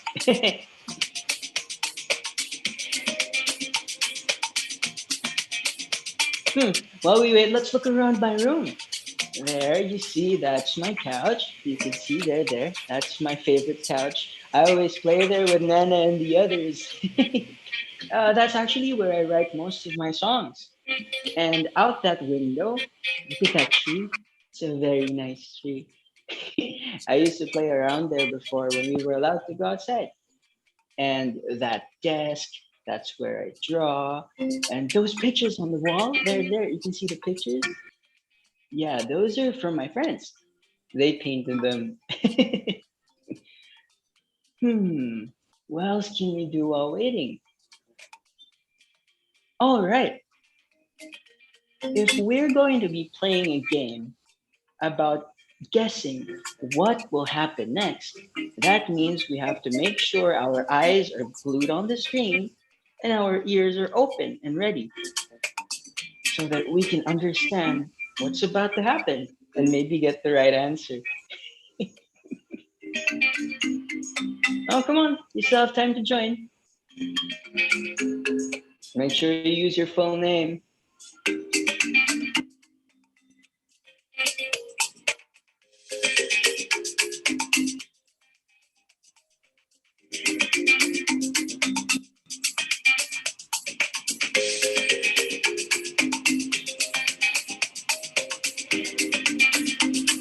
All right, I'm going to be counting down from 5 and then we'll start our game.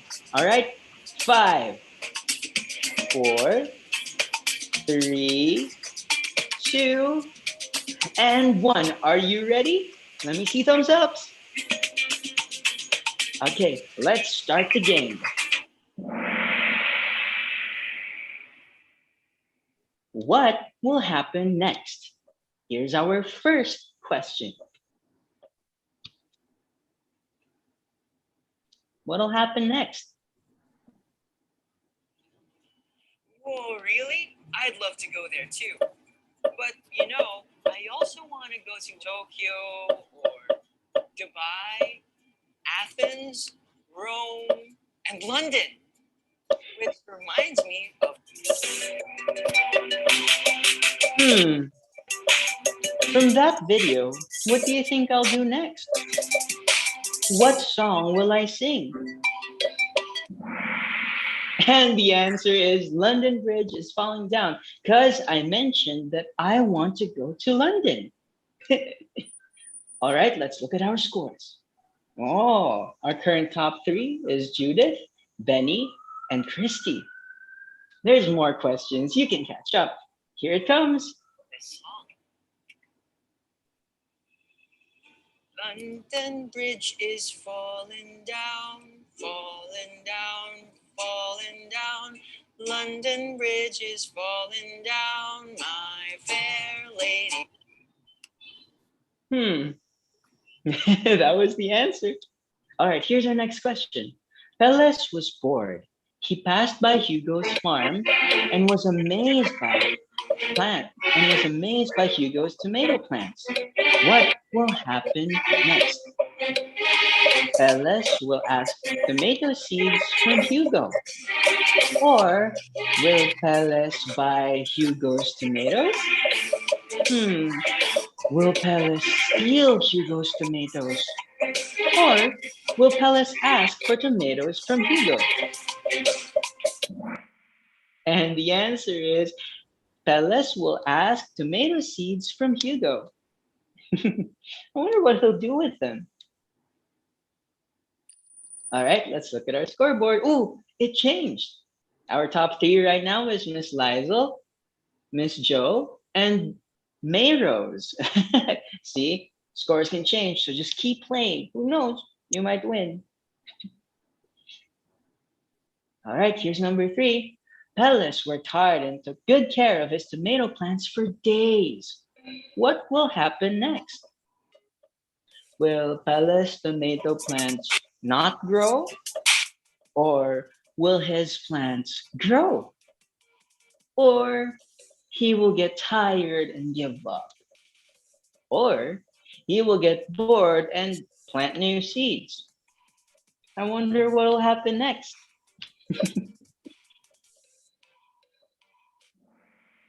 And the answer is his plants will grow because he worked hard in planting them and taking care of them for days. Of course, the plants will grow. Let's look at the scores. Ooh, Miss Miss Lizelle is still on top, and so is Joe, but our third placer now is Malu. Everyone, you can still catch up. Let's go. Next question. The girl played in the rain for many hours, even if she doesn't feel well. What will happen next? Will the girl get hungry? Will the girl get sleepy? Or will the girl get sick? Or she will get smart? What will happen if you play in the rain when you don't feel well? The answer is she will get sick if she played in the rain and she was already feeling bad. Aww. All right, let's look at the scoreboard. Our top three is holding strong. It's Lizelle, Joe, and Malu. Let's go. Here's our next question. A boy wanted a pet. He found a stray cat on the street. He took it home and took care of it. What will happen next? The cat will run away. The boy will keep the cat. The boy will sell the cat. Or the boy will put the cat back on the street. What will happen next? Have you ever taken care of a stray cat before? That's great. Oh, the answer is the cat ran away. I wonder why. And our top three changed. It's Miss Lizelle, Joe, and Mercedes. All right, come on. There are still more questions. What will happen next? Waiting for Otto. He's supposed to join us for a song that we prepared, but he's not here. It's been almost an hour, and he is still not here. We're waiting for Ogot, and he hasn't arrived. What do you think Kathy and I will do? Will we wait for Ogot? Will we start without Ogot? Will Ogot appear? Or will Marge suddenly appear? Marge, are you there? The answer is we will start without Ogot. We can just start again when he arrives. Not here. Well, I guess we'll just have to start without him. What do you think? I'm okay with that.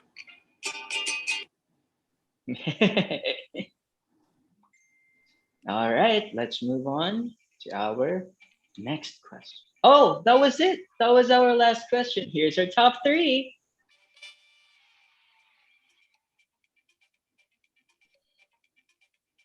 And our winner is Miss Lizelle. Okay, Miss Lizelle, Mercedes, and Joanna, please make sure to take a screenshot on your phones so that you can claim your prizes. Make sure to email them to Security Bank's email and they will reach out to you on how to claim it. But make sure to take a screenshot so you can claim it. All right, thank you everyone so much. That was such a fun game, wasn't it? Well, you all did great, and I hope you enjoyed our short game. Now, for the winners, please remember, as I said earlier, take a screenshot and email it to Security Bank's email.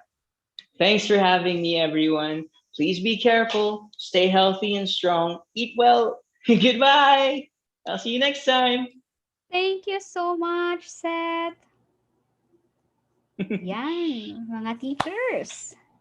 Congratulations sa ating mga winners. Hintayin lamang po ang message ng aming communications team through text or email para malaman kung paano makukuha ang inyong prize. And of course, abangan natin si Seth when the video airs sa Knowledge Channel weekdays from June 14 to June 18, 7:20 to 7:40 a.m. Mapapanood din ang Ready Set Read videos sa A to Z channel every Tuesday from June 18 to July 16, 7 a.m. to 7:20 a.m. You can also watch online via YouTube and websites of knowledgechannel.org and securitybank.com/sustainability. And now let's move on to the second and last webinar topic for today. Tulad kanina, we are requesting everyone to listen attentively sa ating discussion. dahil dito tayo kukuha ng mga tanong para sa ating post-webinar evaluation. At syempre, it's also important to look for significant takeaways na ating babaunin sa ating pagtuturo after this webinar.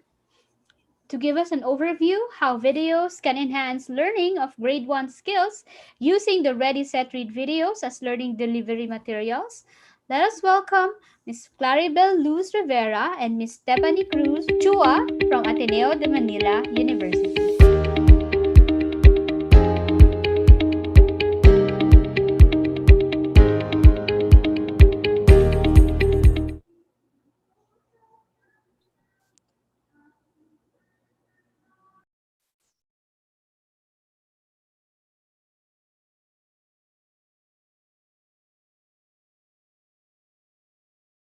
Good afternoon, everyone. Today, we will be discussing two topics. The first one will be on the importance of videos in online learning and how videos can be used in grade 1 lessons. The first one was already somehow discussed by the previous speaker. So anyway, we will be showing you the video still because there may be some things which were not yet discussed. Can we begin, Steph? In the past school year, the Philippine education's response to the pandemic was to shift to alternative learning modes using technology. With the absence of a physical classroom, teachers have been adopting various ways of making their lessons interesting. It has been important for them to use techniques that help make a more significant impact on students, most of whom are visual learners. One such technique is the use of videos. Listening to a teacher for a long period of time will definitely be a dreadful experience to a student. In such a situation, the young mind will wander off to something that interests it. Why then are videos useful? Here are some reasons. The first reason is visual stimulation enables the students to interact with a content or concept. It also leaves a bigger memory imprint on a student's mind, making teaching with videos perfect for information retention. The second reason is using video stimulates the cognitive processes of thinking, reasoning, problem-solving, decision-making, and creating. Videos take the student beyond recall and relate activities. The primary reason why people learn via video is that the human brain processes videos 60,000 times faster than text, according to a Psychology Today article. The third reason is videos increase student engagement, which helps boost achievement. Engaging students online is different from engaging them in a regular face-to-face situation. Engaging students online can be quite challenging, so setting expectations is important. In English, for example, students can be made to apply grammar rules on an activity that has something to do with what they are interested in, like a certain kind of sport or a popular movie. However, setting a deadline for the submission of the output must be done and strictly followed. Lastly, teachers turn simply into facilitators when videos are used, so students learn things independently. When a teacher uses videos in the classroom, she briefly steps out of her role and adopts one of a facilitator. She gets to step back and allow her students to experience the learning process on their own. Such a situation may also provide her with insights regarding her students' learning styles and capacities. Okay, so after you've been presented with 4 reasons why videos are important in online learning, let us proceed to the next topic. There's something wrong with my video, so I think that's the reason why you can't see me. I'm trying to open it. It doesn't want to open. So first, videos can be used for introducing lessons. Now, in the first video that you will be watching, this is episode 1, segment 1, you will be watching how The lesson, naming names, will be introduced through poetry and through finger puppets. Let's watch the video.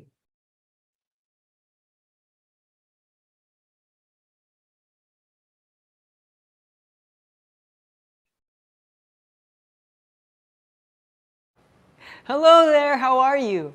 I'm going to recite a poem using this. What?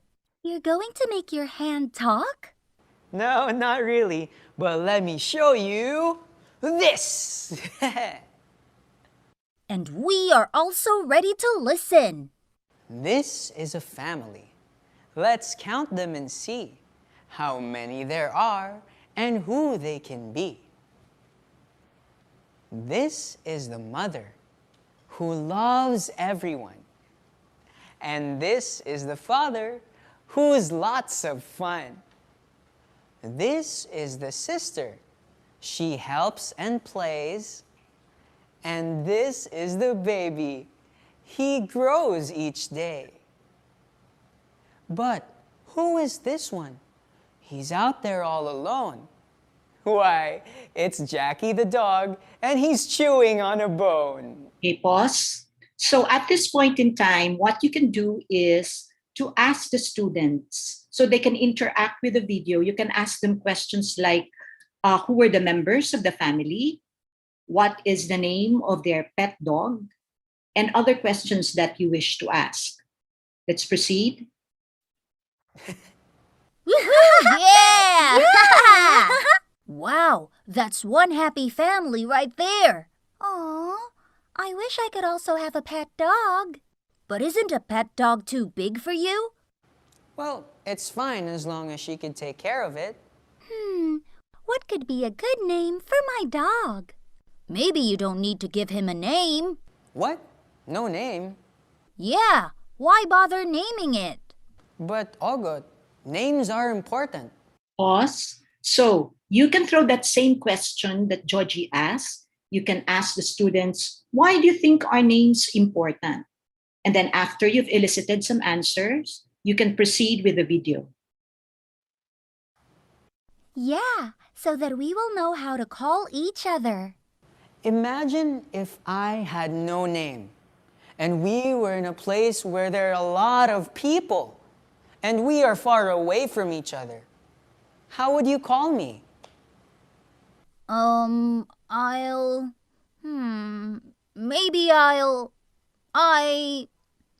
think you're right. We need names. Yes, we do. So, have you thought of a name for my dog yet? Well, just name it Joji. Ogot would be nice too. How about Bantay? Okay, then here you can ask them, do you like the name Bantay? Do you think it's a good name for a pet?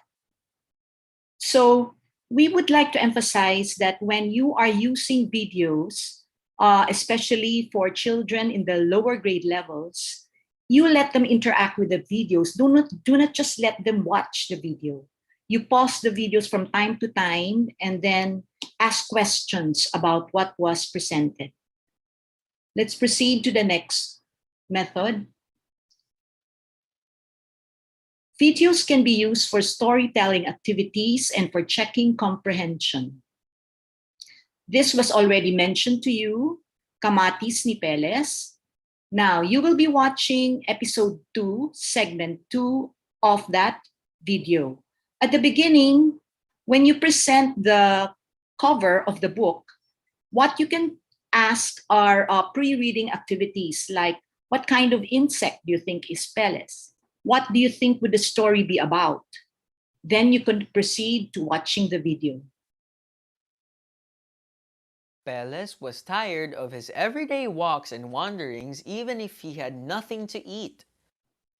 This is why he thought of exerting himself and using his strength and brawn. He passed by the farm of Hugo the ant, and he was impressed by the health of the plants. Your plants are so healthy, he praised Hugo. What is your secret? I have no secrets, said Hugo. Except for industry, patience. Okay.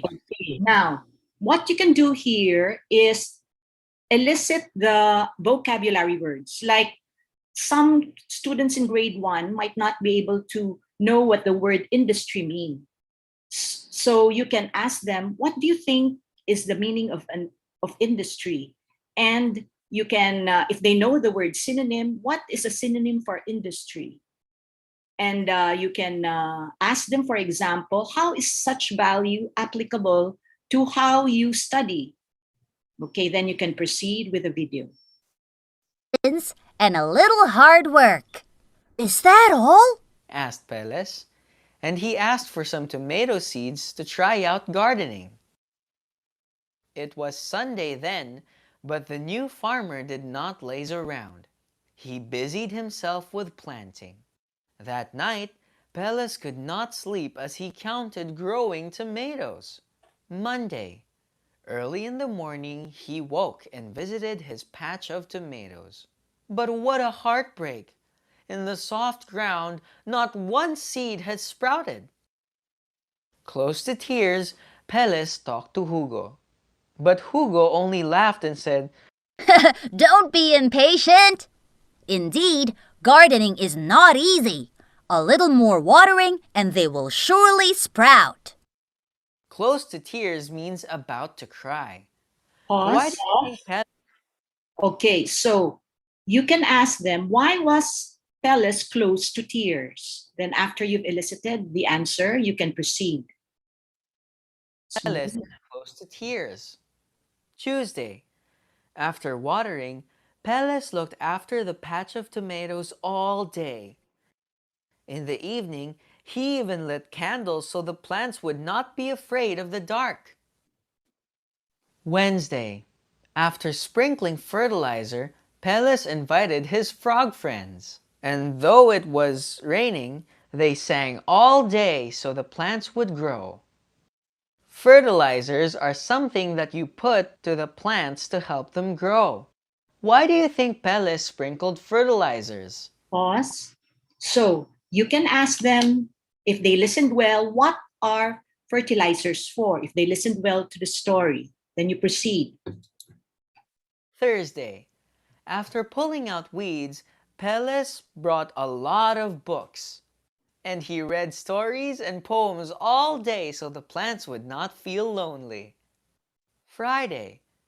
After watering and weeding, Peles spent all day reciting, dancing, and singing. He even placed a makeshift roof so the plants would not feel too hot. Makeshift means temporary. In Filipino, it means pansamantalang gamit. Why did Peles put a makeshift roof to his plants? Saturday. Peles rejoiced when he saw sprouting tomatoes. After a few days, Peles' tomatoes grew and bore fruit. Hey, your tomatoes are so healthy. Hugo praised Peles upon his visit. Yes, they are, answered Peles, who was wrapped in a blanket. But I am sick and coughing. That's only at the start, Hugo said, and Peles was left coughing. But he felt pleased as he looked over his patch of ripening tomatoes. Okay, pause. So at that point in time when the story is done, you can go back by asking comprehension questions like who are the characters in the story? What did Peles want to do? What did he get from Hugo? How did he take care of his plant? Did the things that he did, were those things that you should do while waiting your plants to grow? Okay, and you can ask so many other things. Now let us move on to the next part, wherein the video shows tapping a comprehension skill, which is arranging events. Did you listen well to Peles' story? Let's arrange the pictures according to the story. Okay, Ready? pause first. There will be a timer when the different events are presented. Now, what you can do is to stop, to pause at the count of 2, and then let your students give their answers, and then proceed to giving the correct answers to the sequence of events. Let's proceed. Go!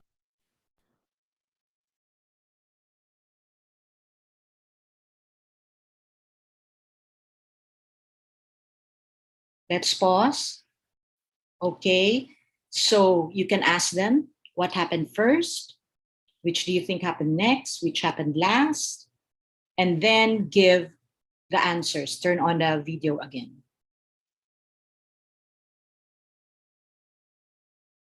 Is this correct? Pellis passed by Hugo's farm, asked for seeds, and planted them. Yes, it's right. Let's look at the other pictures. Ready to arrange them? Go!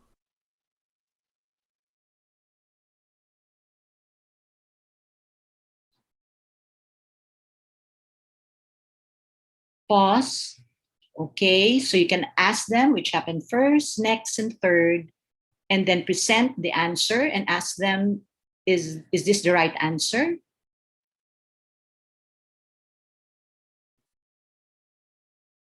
Is this right?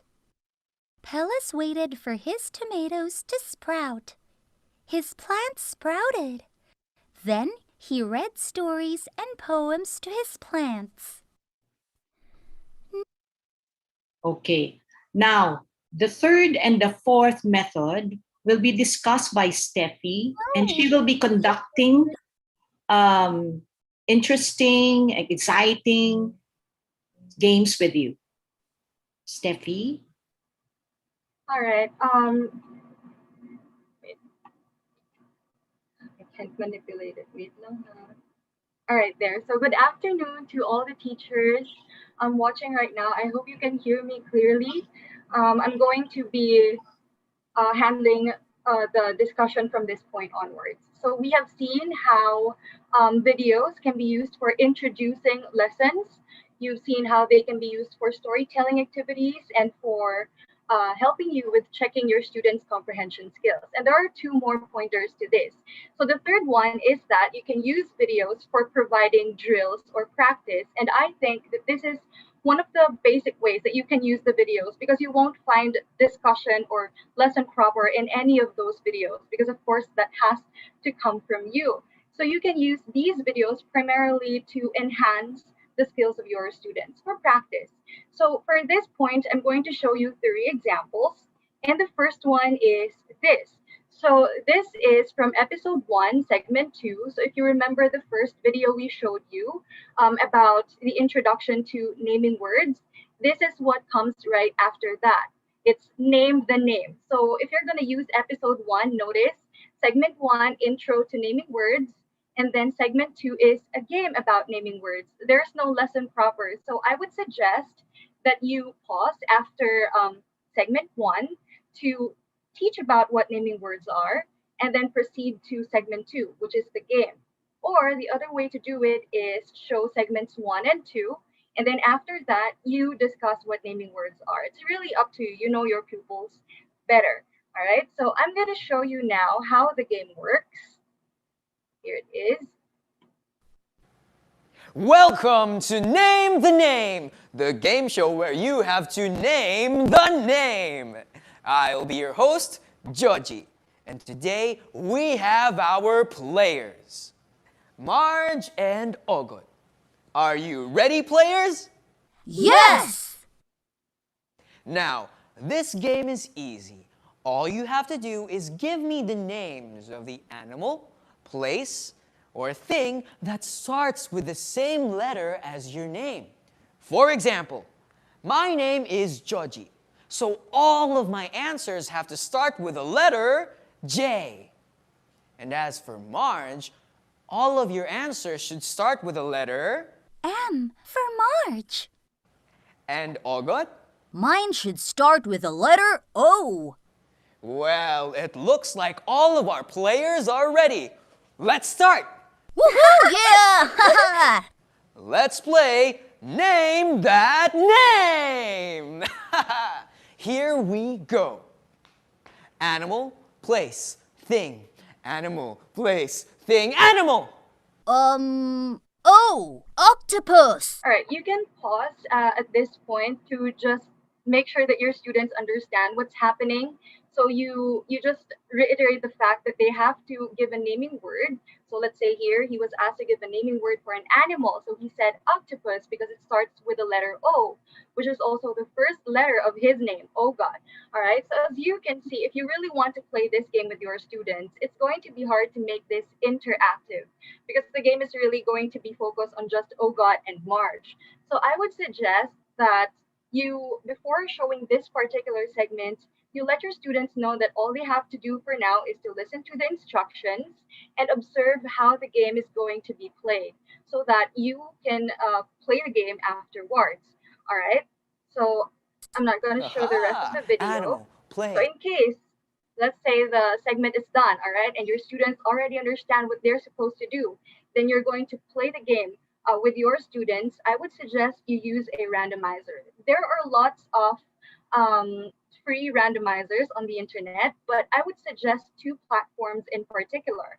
All right. And the first one is this Class Dojo. I'm not sure, maybe some of you are already familiar about this, but what I like about Class Dojo is that there are lots of features that you can uh, that you can use. So apart from a randomizer, which is there at the bottom, it can also be used to randomly group your students, say if you want to have a collaborative activity, and it can be used to give positive reinforcement to your students. So say if you click on a student, let's say Beyonce, right? This is going to pop up.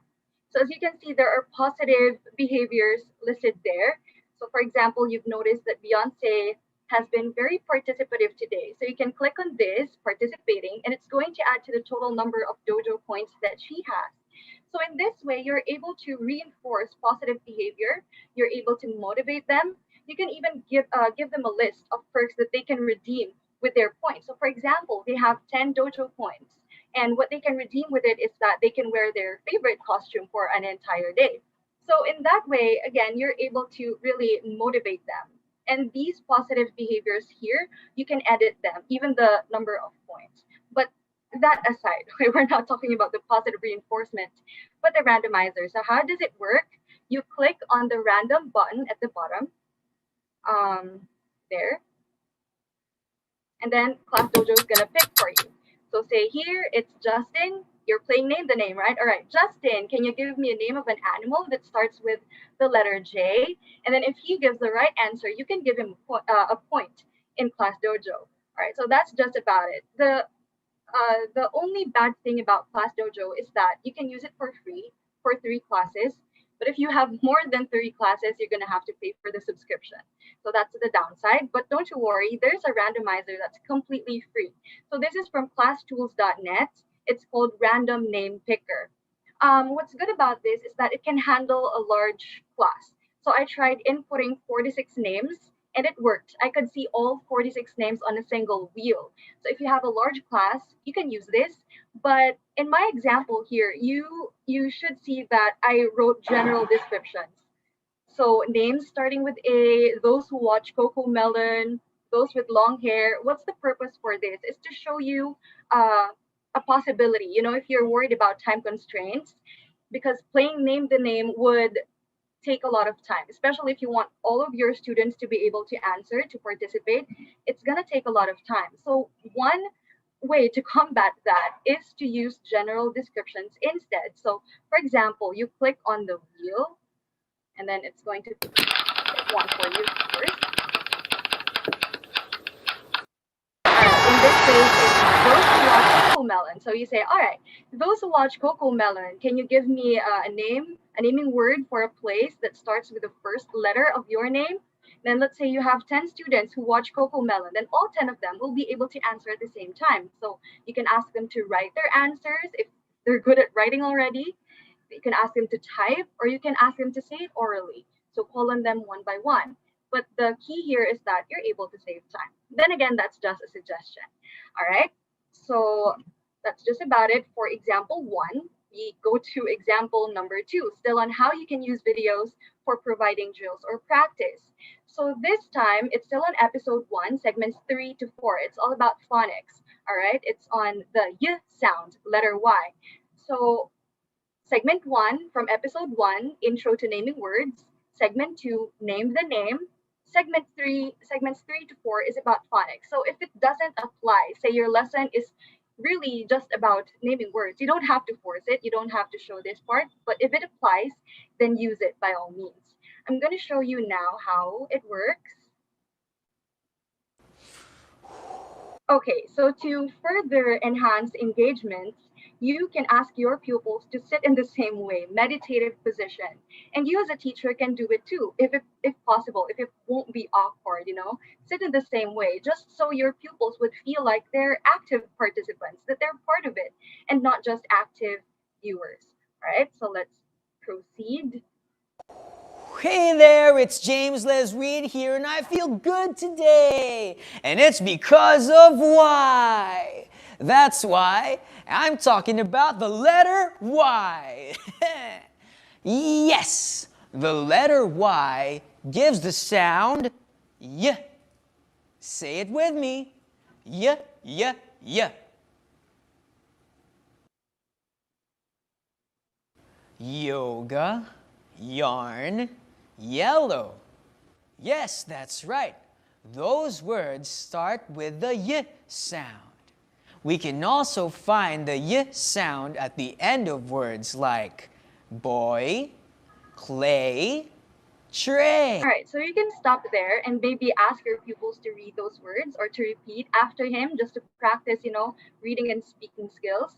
And another thing that you can do is to ask your pupils to look around, wherever they are, in the living room, in their bedroom, look for an object that starts or ends with the letter Y. So in that way, you are able to practice not just their speaking skills, but their spelling skills as well, maybe, and whether or not they understand which words have the Y sound, right? So if it's portable, you can ask them to show it in front of the camera, and you can ask them to talk about it. What is it?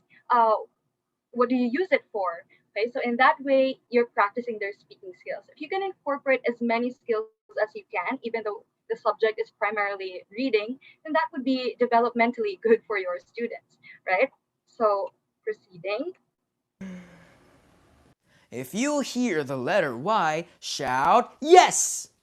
Remember, sometimes you can hear the Y sound at the beginning and sometimes it is at the end of words. Ready to start? Let's begin! This is a yo-yo. All right, so you can pause here. I'm pausing here just to correct the instruction, not correct, but to give you an alternative. All right, because the instruction says that the students should shout yes when they hear the yes sound. But of course, it's going to be very chaotic if you do that. In the online setup, imagine all of your pupils unmuting themselves and shouting yes. It's going to be very chaotic. So what you can do as an alternative is to ask them to show a gesture instead. So say, ask your pupils to raise a thumbs up for a yes and a thumbs down for a no. Or you can ask them to flash their best smile for a yes and their most dramatic sad face for a no. Or you can ask them to stand up, form the letter Y with their bodies for a yes, and cross their arms for a no. Or you can ask them to do the Korean heart sign, whatever they're interested in. If you can ask them to move around, even though it's just a little movement, not a big movement, it's going to be a luxury for them. They don't get to move as much now that it's online. And another thing, you're able to maximize participation because another way to do it is to just pause the video and ask one or two pupils to say the answer, say yes or no. And that's not going to be very engaging for the other students. So what you can do is to do this, show gestures instead within the time limit so that you get to maximize participation. All of your students will be able to participate. And if you do have students who cannot turn on their camera, what you can do as an alternative is to ask them to type in the letter Y for yes and the letter N for no. I think they can do that much. So there, those are just suggestions. Of course, you can be more creative than that. So let's proceed. Okay, so third and last example for number 3, again, on using videos for providing drills or practice. this is from episode 4, segment 4. It's still on phonics. So it's similar to four picks one word, where four pictures are shown. They're related to one another, and your pupils will have to identify or to guess what word is being asked for. And in this case, it's all about words with a long E sound. All right, so there's beam. There's also a timer for this, 10 seconds, I think. So if you think your pupils can already write, you can ask them to write down the answer to maximize participation, or you can ask them to type. But better if you can ask them to write so that you get to also practice their writing skills. But if not, then you can just pause and ask them to say their answers orally. And in addition, you may actually ask questions about these words so that, again, you get to practice their speaking skills. So, for example, if it's bean, you can ask them, have you seen an actual bean before? Have you tasted one? Can you describe how it tastes like? So we all know for a fact that students really love talking about their experiences. They love describing, they love narrating. So they would love answering your questions about these words. You just have to set the limit because we know how students can really go off topic, overboard when they enjoy what they're talking about. So there you go. Let's proceed now to number 4. All right, so videos can be used as supplementary material. So this is when you assign your students to watch them asynchronously, so not in Gmeet or Zoom. How to do this? Well, you may use an entire episode or just segments for them to watch before or after the lesson. So if you use it before the lesson, that means you're preparing them for the new topic, which is okay because these videos are designed in such a way that your pupils won't feel like they're learning something new or that they're studying, but they would feel like they're watching something for fun. But in the process, they're also learning the concept. And you can also give it after the lesson. So if you do that, then your primary purpose is to enhance their already established skills. Okay, so there. But if you do it this way, it's going to be optional, right? You won't get to see whether or not your student really actually watched the videos. But if you do want to check to make sure that they really watch the videos, you can turn these videos into Edpuzzle videos to make them interactive. Okay, but of course, you can only use Edpuzzle if you are sure that your pupils have guardians who can help them with manipulating the technology. Okay, and use Edpuzzle if you want to check whether or not they've watched the video, and if you want to see their thought process, how they would answer the questions if they really understand the topic. So I'm going to show you a sample video, Edpuzzle video of Ready, Set, Read. The activity I'm talking about is eating. Don't you want to rest while having snacks? By the way, this is from episode 4, segment 1. All right, it's all about resting and stuff, eating snacks, but there's also going to be a lesson after this. So, proceeding. Oh, but yes, of course. And I have just the snacks for you. Yay! Okay, so as you can see, in Edpuzzle, you can add a note. So let's say you want to add additional instructions, you want to elaborate on a particular concept, you can add a note. And the video is going to stop and the note is going to pop up.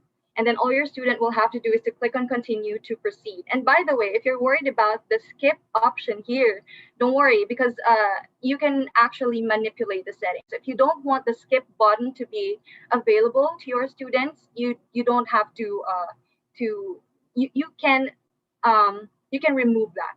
Okay, so proceeding. How about you? Grab some snacks and rest with us. What do you think will happen next? All right, so segment 2 of episode 4 is all about predicting the ending or predicting the outcome. Okay, let's continue. August woke up late, so he quickly brushed his teeth, changed clothes, and went out to meet his friends. He forgot to turn off the faucet.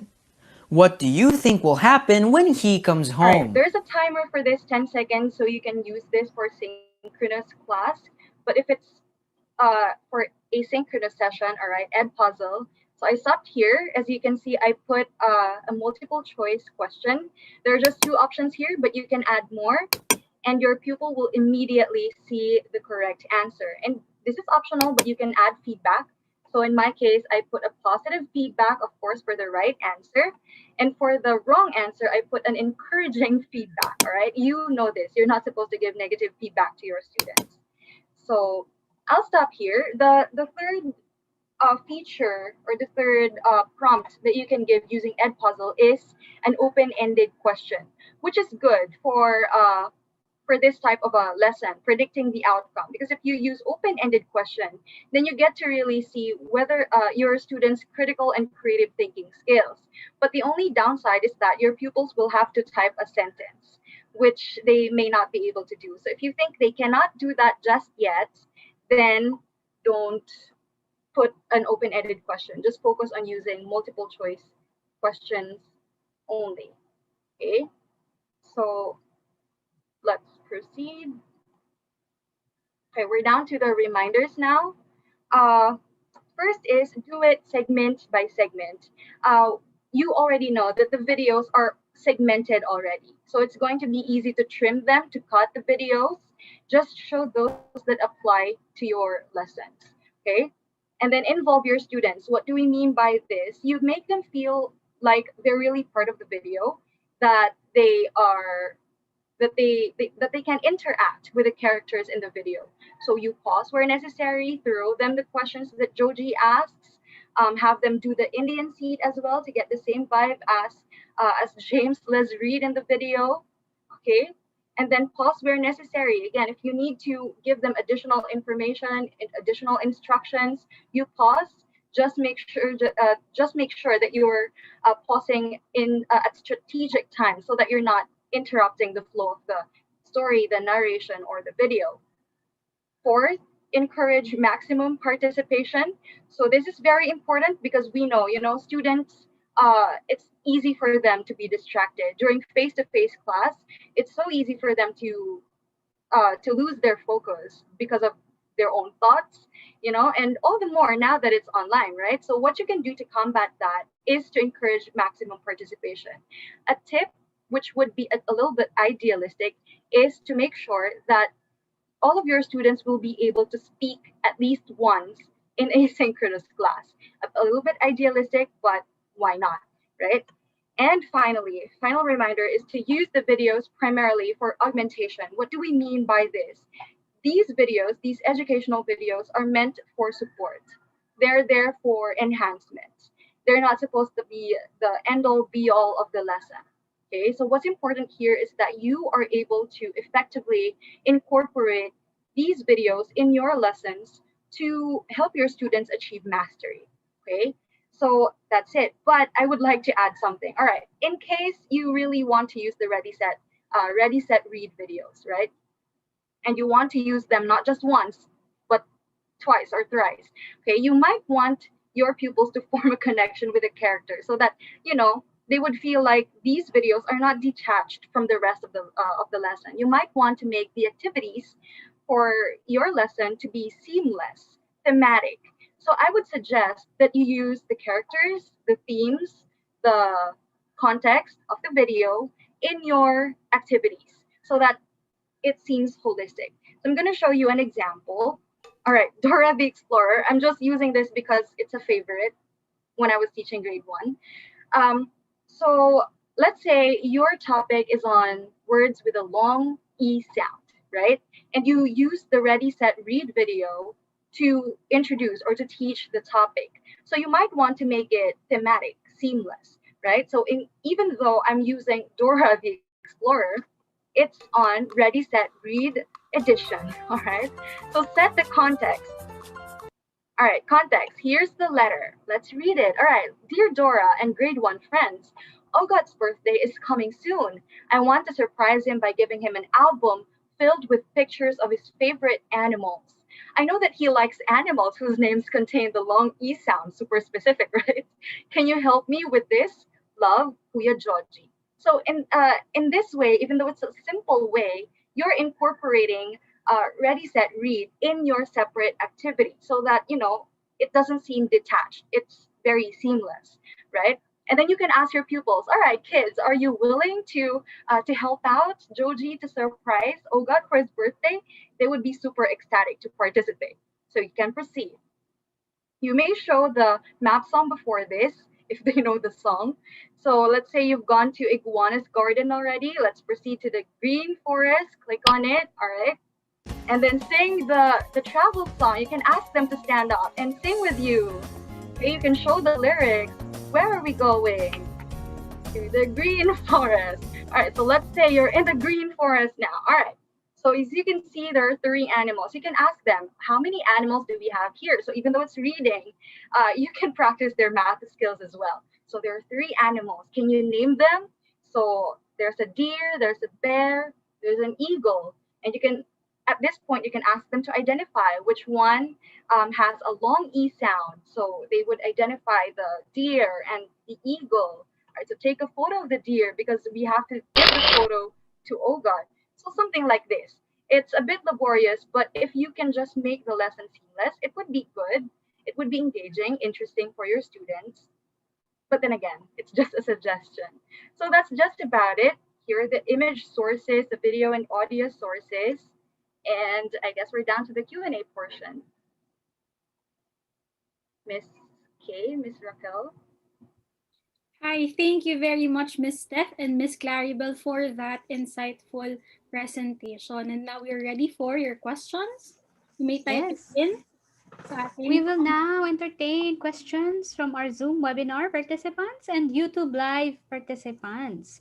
So once again, you can type in your questions via Zoom through the chat box found at the bottom of your laptops or through the 3 dots on your mobile phones. Para naman sa ating YouTube live viewers, just comment in the comment section. Ayan.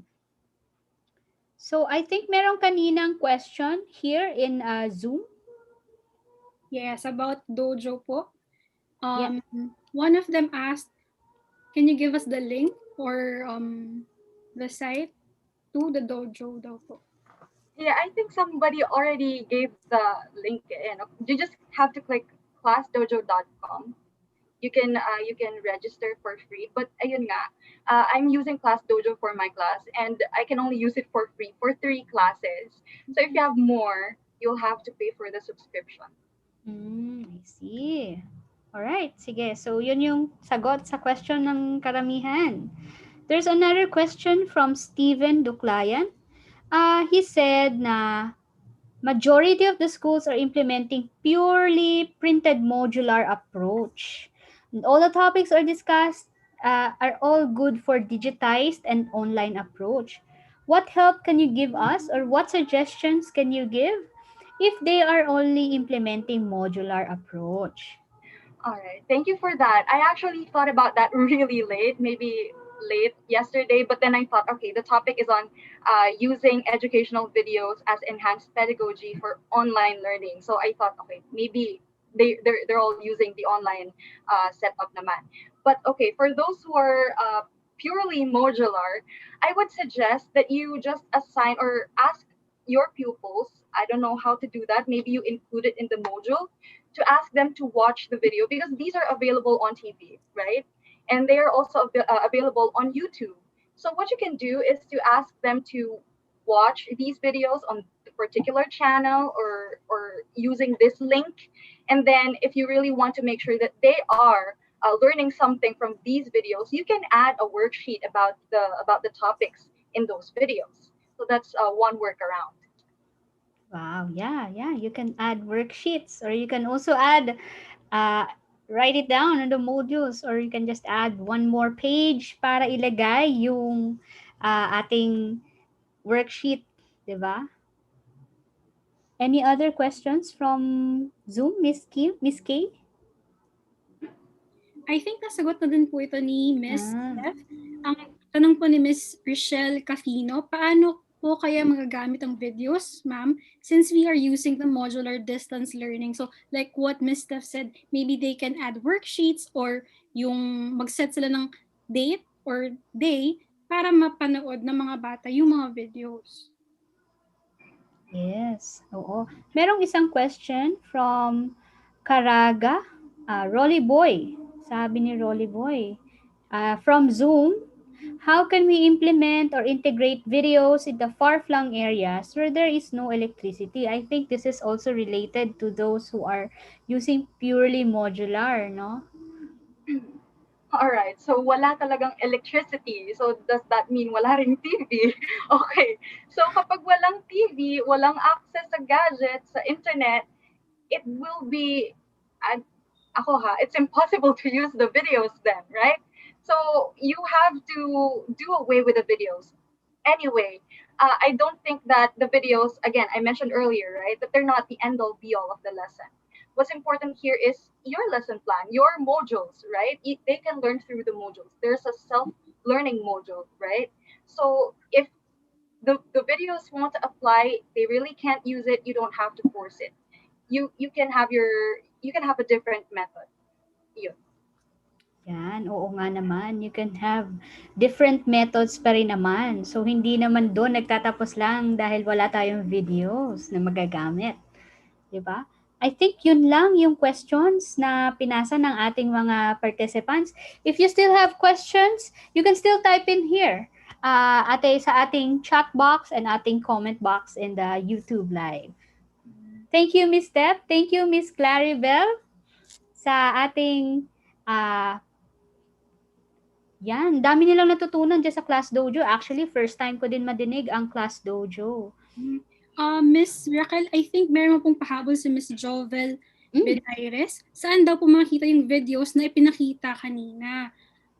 I think this videos po will be released or it will show on next week starting Monday, June 14 to 18 mula 7:20 hanggang 7:40 a.m. with replays on same days at 7:20 at 7:40 p.m. sa Knowledge Channel.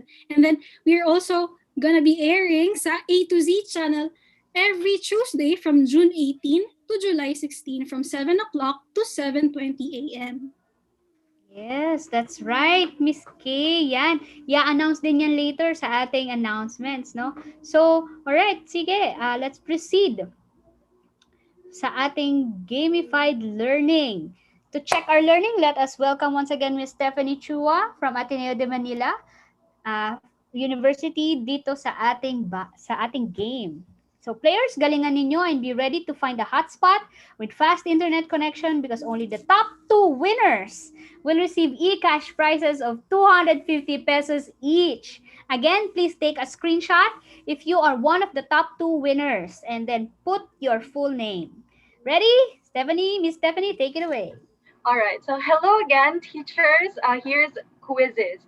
All right. And it's called Are You Smarter Than a Grade 1? Don't get pressured. It's simply because the questions are designed for grade 1 pupils. So they're very easy. It's all about phonics. Words with a y sound, words with a long E sound, words with a long A sound. So all you have to do is to open a browser, all right, and then go to joinmyquiz.com. All right, and then once you get there, you enter the game code. It's 503461, and then please type in your full name because again, as mentioned, you can win with a 250 pesos from Security Bank. Okay, so make sure to put your full name there. Now, for those who are not familiar with quizzes, it's actually very similar to Kahoot. Okay, the only difference is that, well, Kahoot is brighter. And if you would use this for grade 1 students, I would suggest you use Kahoot instead because they use primary colors. They're very well suited for young learners. But if you know your kid's personality is better, so if you think this would be okay, then you may use it. There's an upside to using quizzes. In Kahoot, earlier you experienced it, you could only see the shapes on your gadget, right? So if your screen gets frozen, you won't be able to participate properly. Using quizzes, however, you will be able to see both the question and the options on your device. So if I get a spotty internet connection, if it gets frozen, the game continues. You can still play properly. So there, we have 67 participants. How many are we supposed to have? At least 100. 100. So once we get 100, we can start.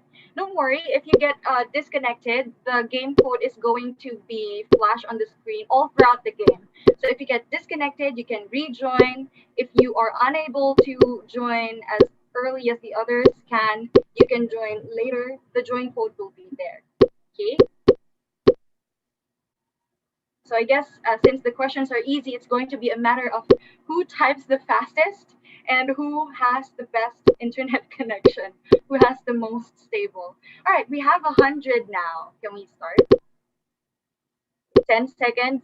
Then we start. Habol na lang iba. 10, 9, 8, 7, 6, 5, 4, 3, 2, and 1. All right, start na tayo, all right? You can join while the game is ongoing, so don't you worry. Okay, let's start.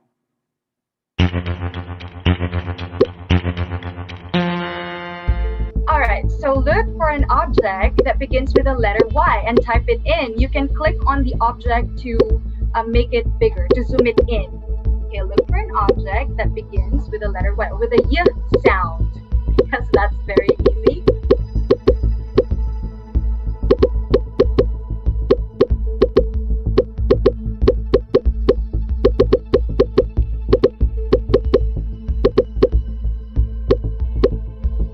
Okay, 16, 15 seconds. Hurry up.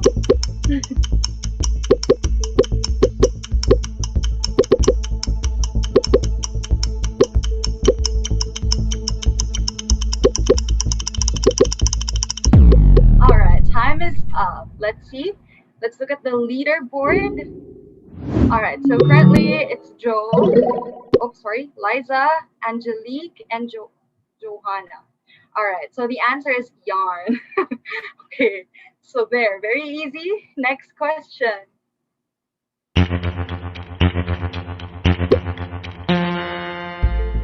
All right, look for an animal with a long E sound. So take a look at the picture. Again, you may click on the picture to zoom it in.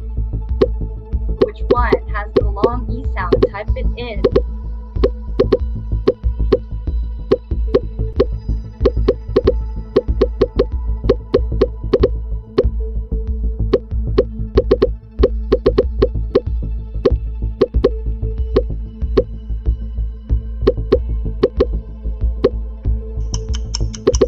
All right, 10 seconds.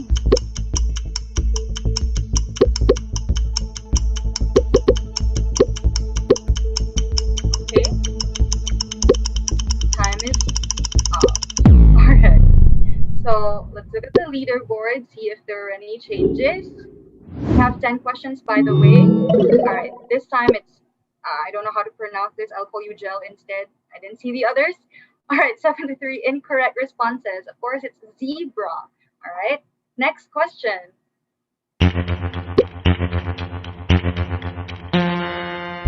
Okay, this time, which among these characters has a name or surname with a long E sound? So name or surname only. You don't need to type the full name of the character. So there are two possible answers here actually. Just pick one. So who is it? I guess I'll just name them para easier.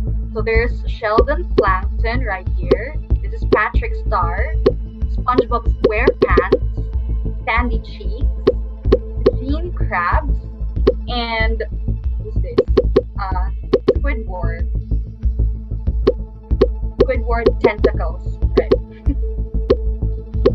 Okay, 15 seconds. Just write the name or surname.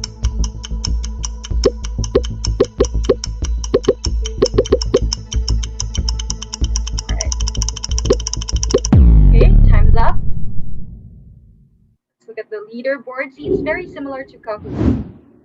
Okay, so we have Gel pa rin, Elsie, and Marisa. All right, so only 2 people got it right. I guess it's because some of you do not know the characters. I'm sorry. It's really meant for young kids. So it's Eugene. Yay. So next question.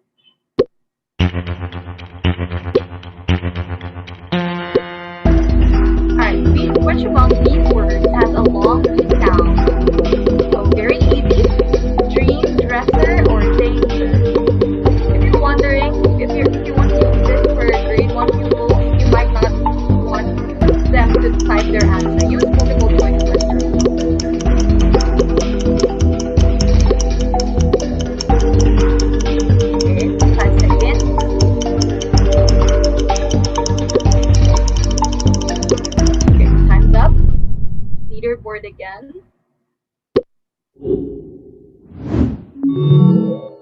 still up there. Very good to these three people. Very consistent.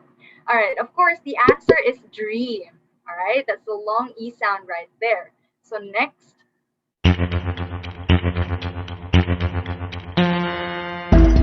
Okay. Which among these characters has a name or surname with a long A sound? So is it Hermione Granger, Harry Potter, or Ron Weasley?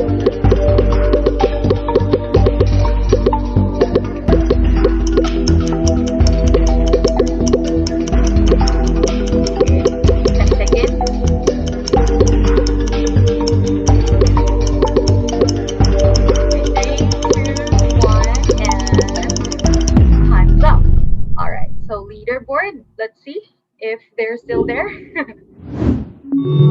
All right. Wow, there is a little change. All right, Marisa and Jonalie.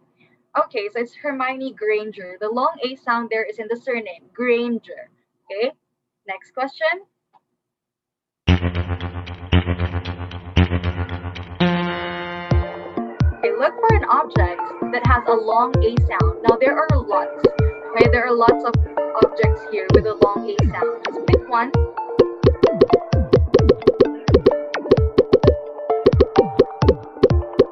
Okay, many possible answers.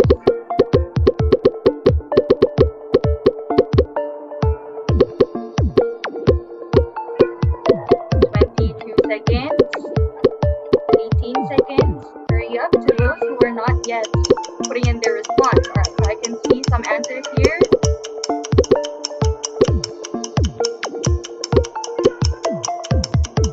4, 3, 2,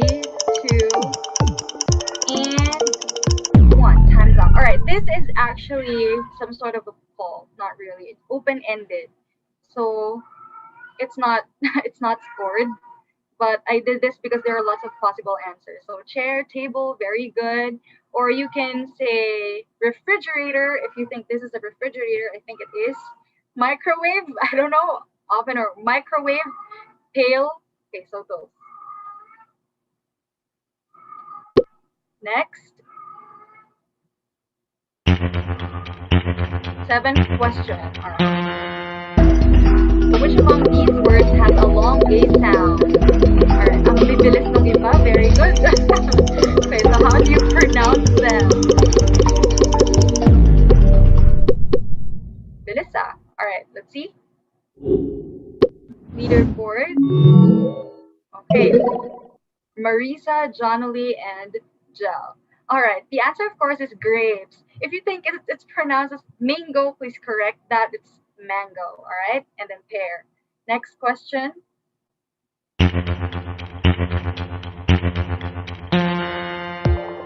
All right, name an animal that starts with a letter Y. Let's see, I'm covering the answers, the players. All right. 15 seconds. There are actually a few animals that begin with the letter Y or with a Y sound, right? Okay. 5 seconds.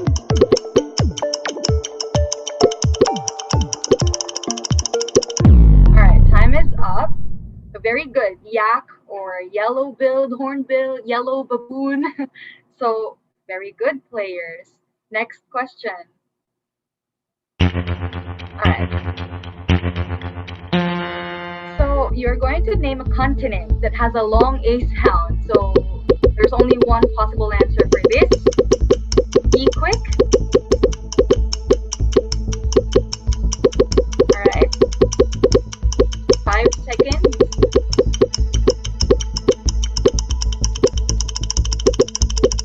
Okay, time's up. Let's see.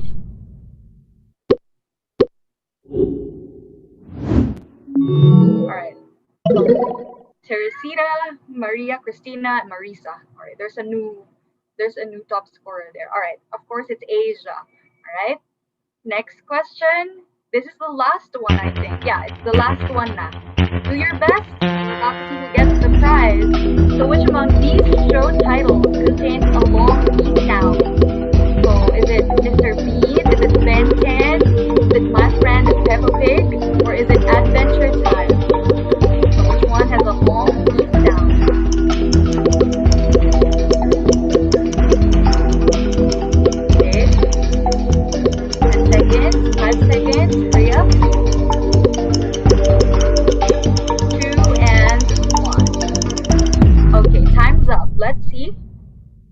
who's in the leaderboard for question 10? Okay, so these three pa rin. Consistent. So of course the answer there is Mr. Bean. It's in the bean, all right? So that's just about it. Let's look at the podium. Who gets the prize? Make sure to screenshot, all right? Okay. Third, second is Maria Cristina. First is Teresita. So to the two of you, first and second, I hope that you were able to take a screenshot. I also have it here. So there. Good job, everybody. That's just about it. Congratulations to the winners. Make sure to send the screenshot to Security Bank's email. So there. Thank you, Miss Raquel. Thank you, Miss Steph. Congratulations sa lahat ng ating winners. Your names have been noted at hintayin na lang ang notification from our team through text or email kung paano makakuha ang inyong mga premyo. Yes, and we hope you have gained a lot of learnings from our webinar this afternoon. But to make a bigger impact, we have to translate these learnings into action. To tell us more about the next steps after this webinar plus some announcements, let us listen to Mr. Louis De Real, Program Manager of Security Bank Foundation.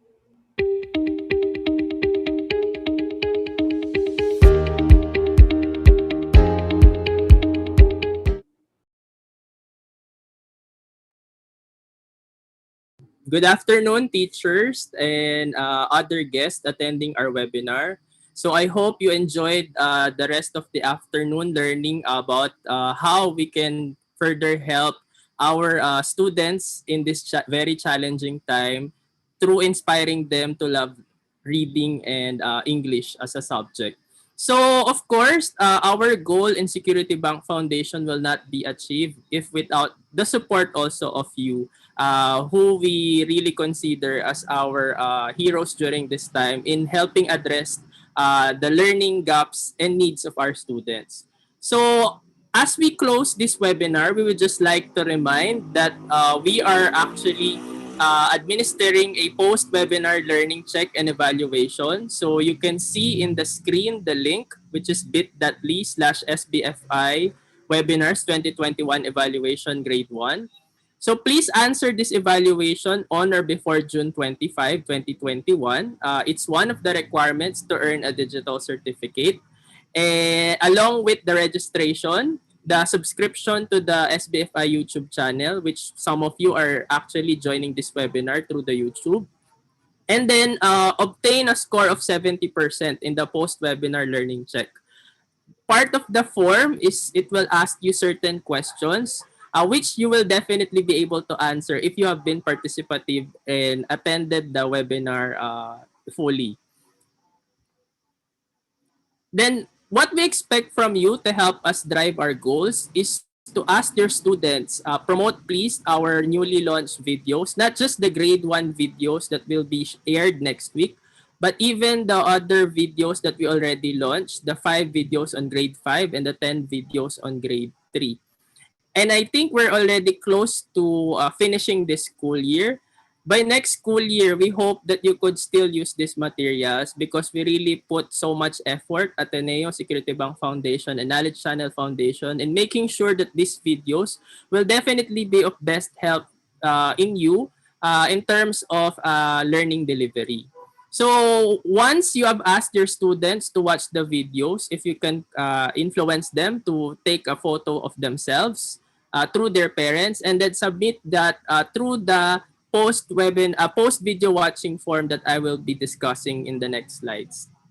We are also planning to administer an online assessment tool to measure if there have been improvements in the reading skills of your students. This will help us further improve our program as well as identify other videos that we might be interested to develop in the future because this will be highlighted as the needs based on the assessment tool.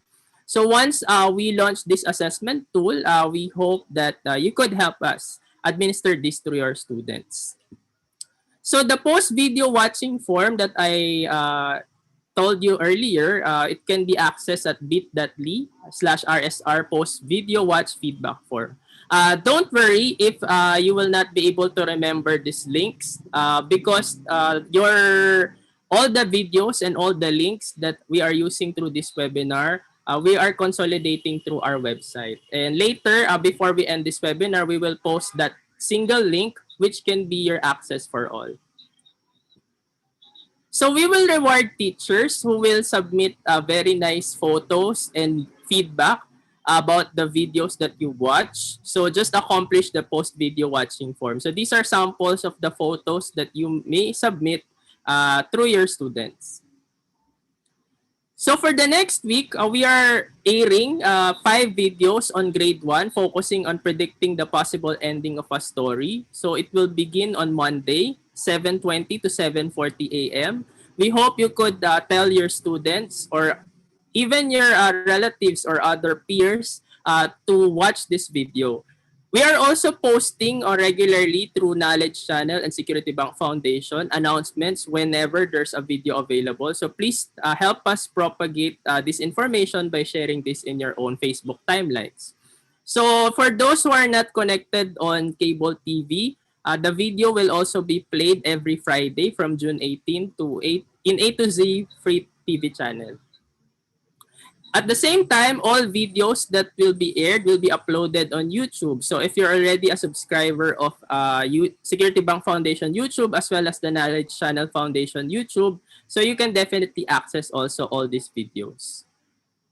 So the next video is about the sequence of events. The third one is on changing the ending. The last one is predicting the ending. And then lastly is predicting the ending using naming words. All competencies address, again, the predicting possible ending of a story, which is a very critical skill in reading comprehension for our students. So again, just to reiterate, we are planning to launch an online assessment tool. Please expect an email or a post in the Facebook group of Ready, Set, Read participants. We will also reward teachers who will be able to administer this tool to their students. So that's all. All the information that I've discussed, we will always post it at the Facebook group. And all videos, you can always go back. You will even this webinar, you can always rewatch through the YouTube channel. So that's all. Thank you. Salamat, Sir Louie. Thank you so much. That's right. Hindi nagtatapos sa webinar na ito ang role na ating gagampanan to deliver quality learning to our students.